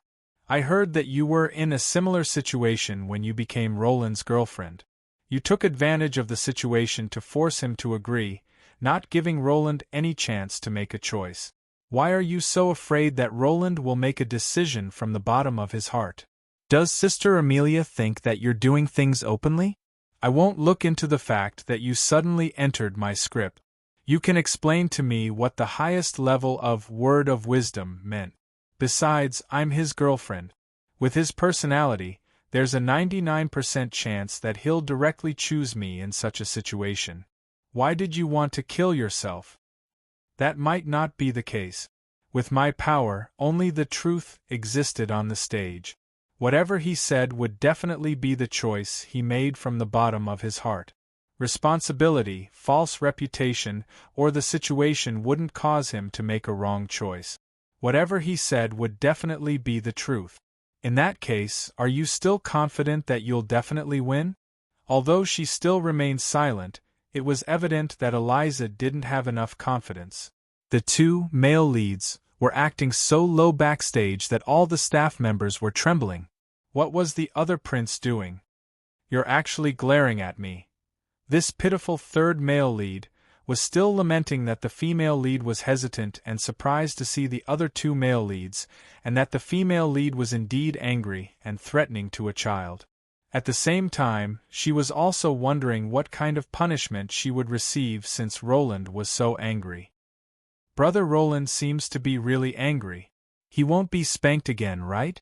Ah, so pitiful, so embarrassing. Why did I rush up to him like that, and even say such an embarrassing line? But even though Renee was hiding in a corner of the stage, the devil's temptation always came just in time. Haha, oh my, I also got to watch a good show. How interesting. Do you want to hear my suggestion?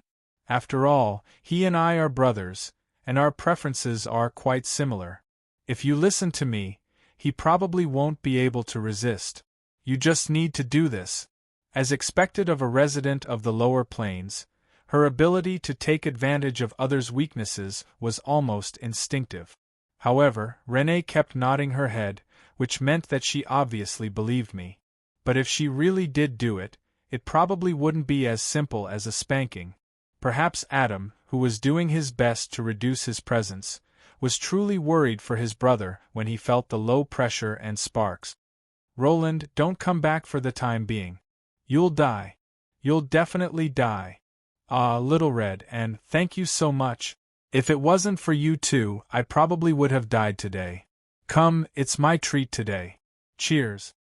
I was thanking my two benefactors in a rather famous small bar in the northern part of the city. I knew that for Little Red, any words of thanks would be meaningless. Nothing could compare to actual good wine. That was why I had them bring out the best wine the moment I arrived. This ale is quite good, and the wine is quite fragrant as well. Let's have another 20 barrels of each. She didn't lift up a bar, but a barrel of wine. The wine kept flowing out, but not a single drop landed on the ground. Instead, it all dripped onto her red lips. Even though she was clearly a slender beauty, her forthright appearance of downing a large barrel of wine in a single gulp was unexpectedly shocking. The other customers couldn't help but cheer. on the other side of the small table, and looked at the apple juice and milk in front of her, and pouted her lips. I'm not young anymore, and can drink as well, huh? Little Red, who had only ordered some apple juice for Anne, said. What? I, who had ordered some milk for Anne, said. The two seniors looked at me and simultaneously snorted in disdain, and could only helplessly lower her head and continue sipping on her fruit juice. It seemed that in order to raise her head in front of Roland and the others, who had watched her grow up, Anne, who had clearly become the underground overlord, still had a long way to go. Roland, I don't want to talk about your matter anymore. Humans are one of the few creatures that can go into heat all year round. It's only natural that their private lives are chaotic. This is probably your tradition. Just don't drag my little Anne into it. The new Dragon Empress opened her mouth and opened her mouth. However, facing the inexplicable dissatisfaction of an old friend after meeting, and unable to deny her own mistakes, what else could I do other than smile wryly? It's rare that we can drink together again. Let's talk about something happy. Sure, I've brought the goods and people you wanted. However, you can't leave a single coin short of what you promised. You have to pay a deposit first. Even blood brothers should settle accounts clearly. No one can renege on a debt owed by the dragons. Even though Little Red's tone was filled with displeasure and resentment, I was overjoyed to hear her say that. Of course, I know your difficulties. Even if you're the Dragon Empress, it's already amazing that you can do this. As for the deposit, is gold all right? But if the amount is too large, it won't be easy to carry around. Don't worry, I've brought enough laborers here. They'll bring it back. I pointed at the group of black-clothed dragons who were quietly sitting there. These humanoid red dragons and black dragons had sharp hearing. If anyone else had described the venerated dragons as laborers, it would have been an insult. However, when they heard their master say such a thing, they could only smile wryly. Forget it. I still have a few gold stashes in the underground world. They're all my savings from the old generation. Have someone dig them out. I owe you anything less, and I'll make it up to you next time. If there's anything more, just treat it as a bonus. How about that? My request was nothing short of ridiculous. It was already quite impressive that the dragons didn't treat it as an insult. Without Little Red's help, this ridiculous request would never become a reality. No matter how many items I gave up, I would still owe her a great favor. That's more like it. Come, cheers. Hearing me say this, Little Red nodded in satisfaction. She then began to urge me to drink. With our constitutions, it would be quite difficult for us to get drunk unless we purposefully restrained ourselves. However, after seeing the several dozen barrels of alcohol being delivered to us, I felt that before considering how much alcohol we could drink, we should consider the capacity of our stomach. Drinking with a bosom friend would be too little. We had been drinking buddies for many years, and as we drank to our heart's content, we finally finished all the alcohol in this bar. When we walked out of the bar, the moon was already bright and the stars were sparse. Little Red was in high spirits as she flapped her dragon wings and danced on the street. I was in charge of helping her deal with the trouble she caused and finding a new bar. Finally, after wiping out the inventory of the fourth bar, Little Red was satisfied. She also casually stated her goal. Does Molly still remember? Of course. I heard that the former Dragon Empress has already arrived on the surface. She even caused a series of trouble and got on that ridiculous calamity rankings. 2 days ago, I received a letter. It was actually from that guy. Do you believe it? She, the immemorial red dragon Molly, actually asked me, the current Dragon Empress who banished her, for help. It's likely that she's in desperate straits. Could it be some sort of trap? I couldn't help but worry as I thought about that sly red dragon. You don't understand. Although she doesn't care about what methods she uses, she was the one who taught me the dignity of dragons. Making her lower her head to me would be worse than being killed by me. Where is she now? The Kasomali region. Oh, it should be called the Bardi Empire now. Yep, the Bardi Empire. The first thing I did when I returned home was to take care of that naughty brat who wouldn't stop for 3 days without a spanking.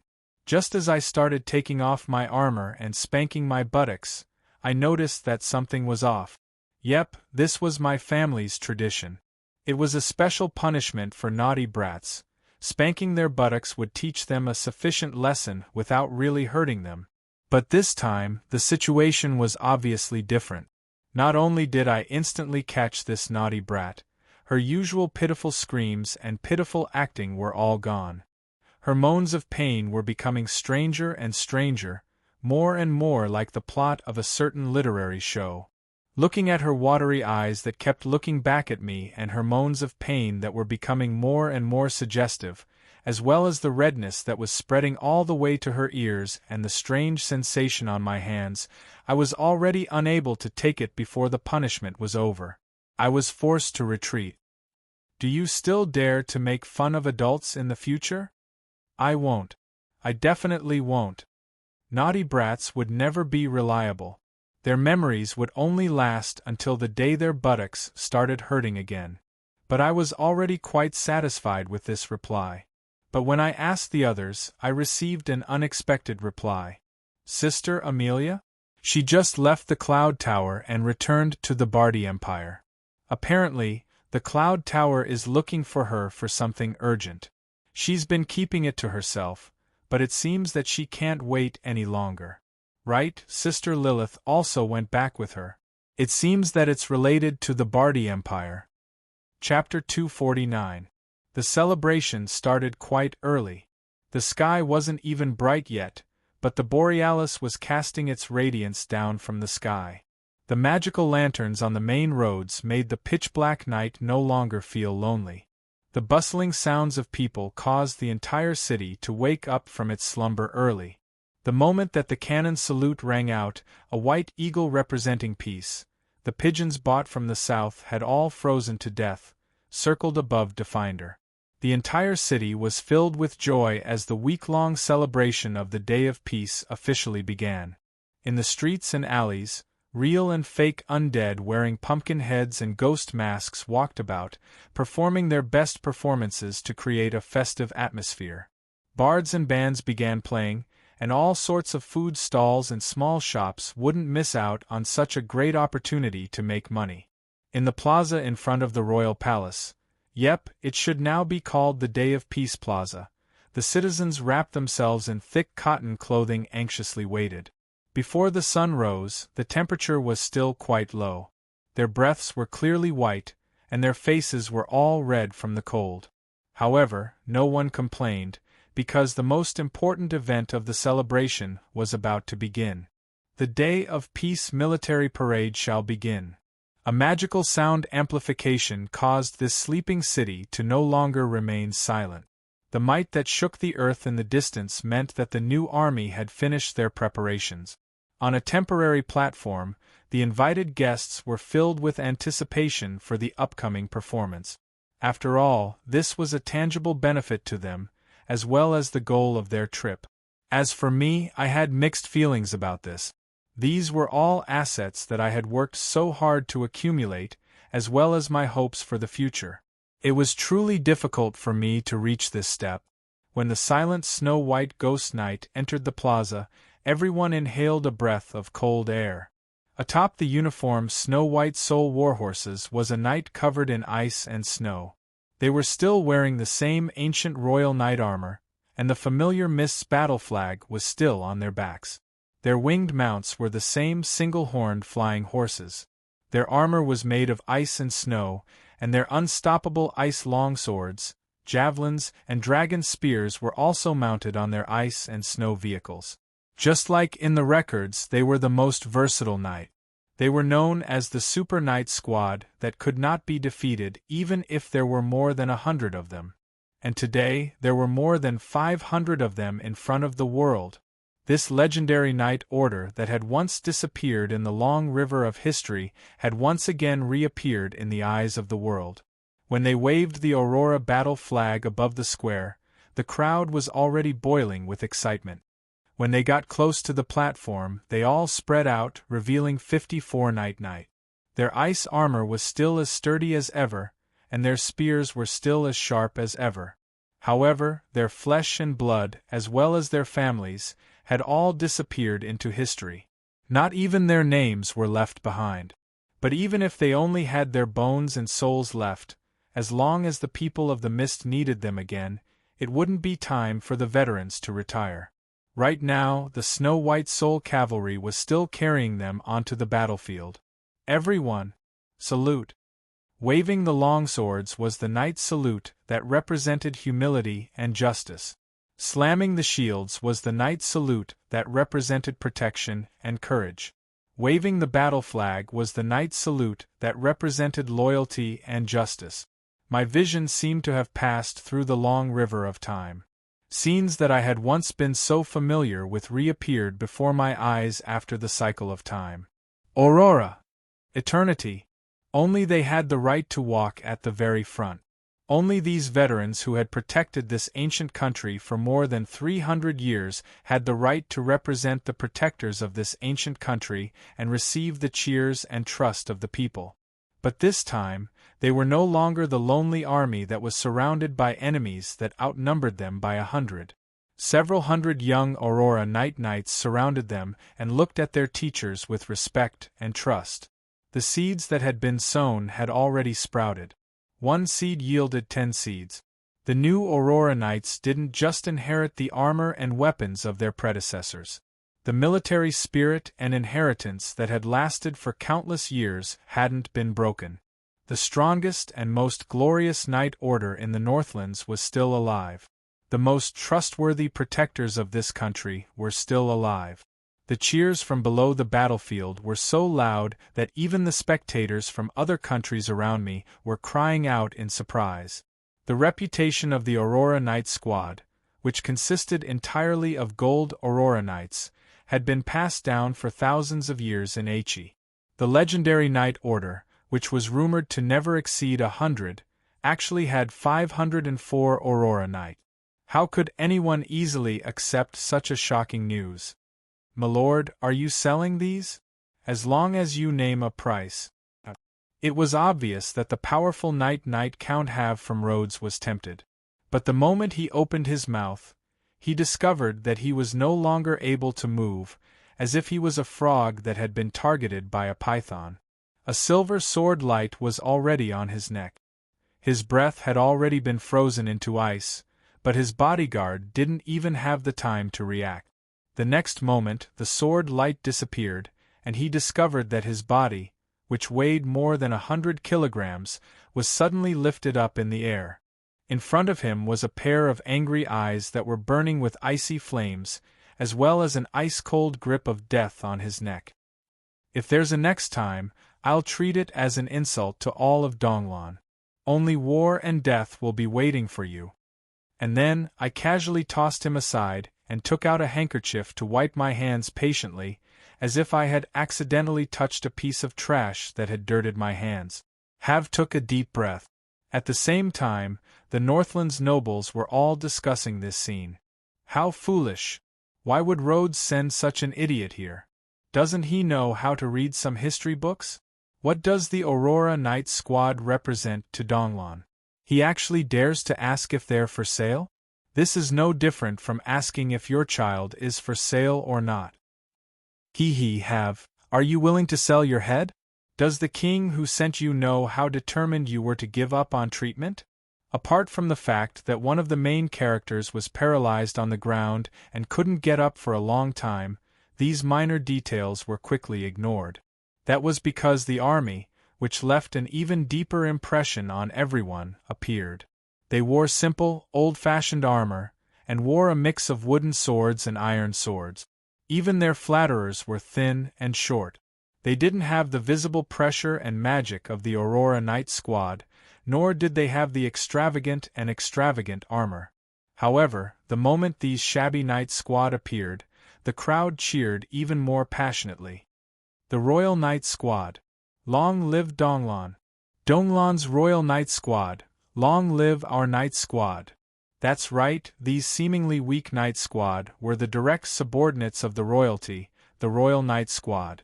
He was using the destroyed Royal Knight Squad in Defender as a model to rebuild the new Royal Knight Squad.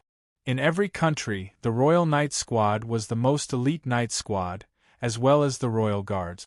They enjoyed the best treatment and equipment, but it was only natural that they possessed the strongest combat strength in the country and were responsible for the most important and dangerous missions. Just their existence and reputation alone was seen as the glory of the country. In most countries, every soldier viewed joining the Royal Knight Squad as the greatest glory. The Ottoman Empire's White Wolf Guard Squad, which consisted of all silver-rank soldiers, was one such squad. It was also the same for the Mist Kingdom in the past. However, people had different fates. Donglan's royalty was poor, and the Royal Knight Squad was even poorer. The Royal Knight Squad's treatment couldn't even compare to the private soldiers of some wealthy minor nobles. The missions they carried out weren't grand battles of glory or protecting the royalty. Most of the time, they were busy in poor villages, carrying out small missions like disaster relief or hunting wild beasts that even mercenaries would find unprofitable. Perhaps their martial arts weren't outstanding, and their equipment was trash left behind by their predecessors' predecessors. In fact, they were even ridiculed by the local nobles' private soldiers as inferior soldiers. However, compared to the other Royal Knight Squads, they had one thing in common: glory and loyalty. Fight for the royalty, fight for the citizens.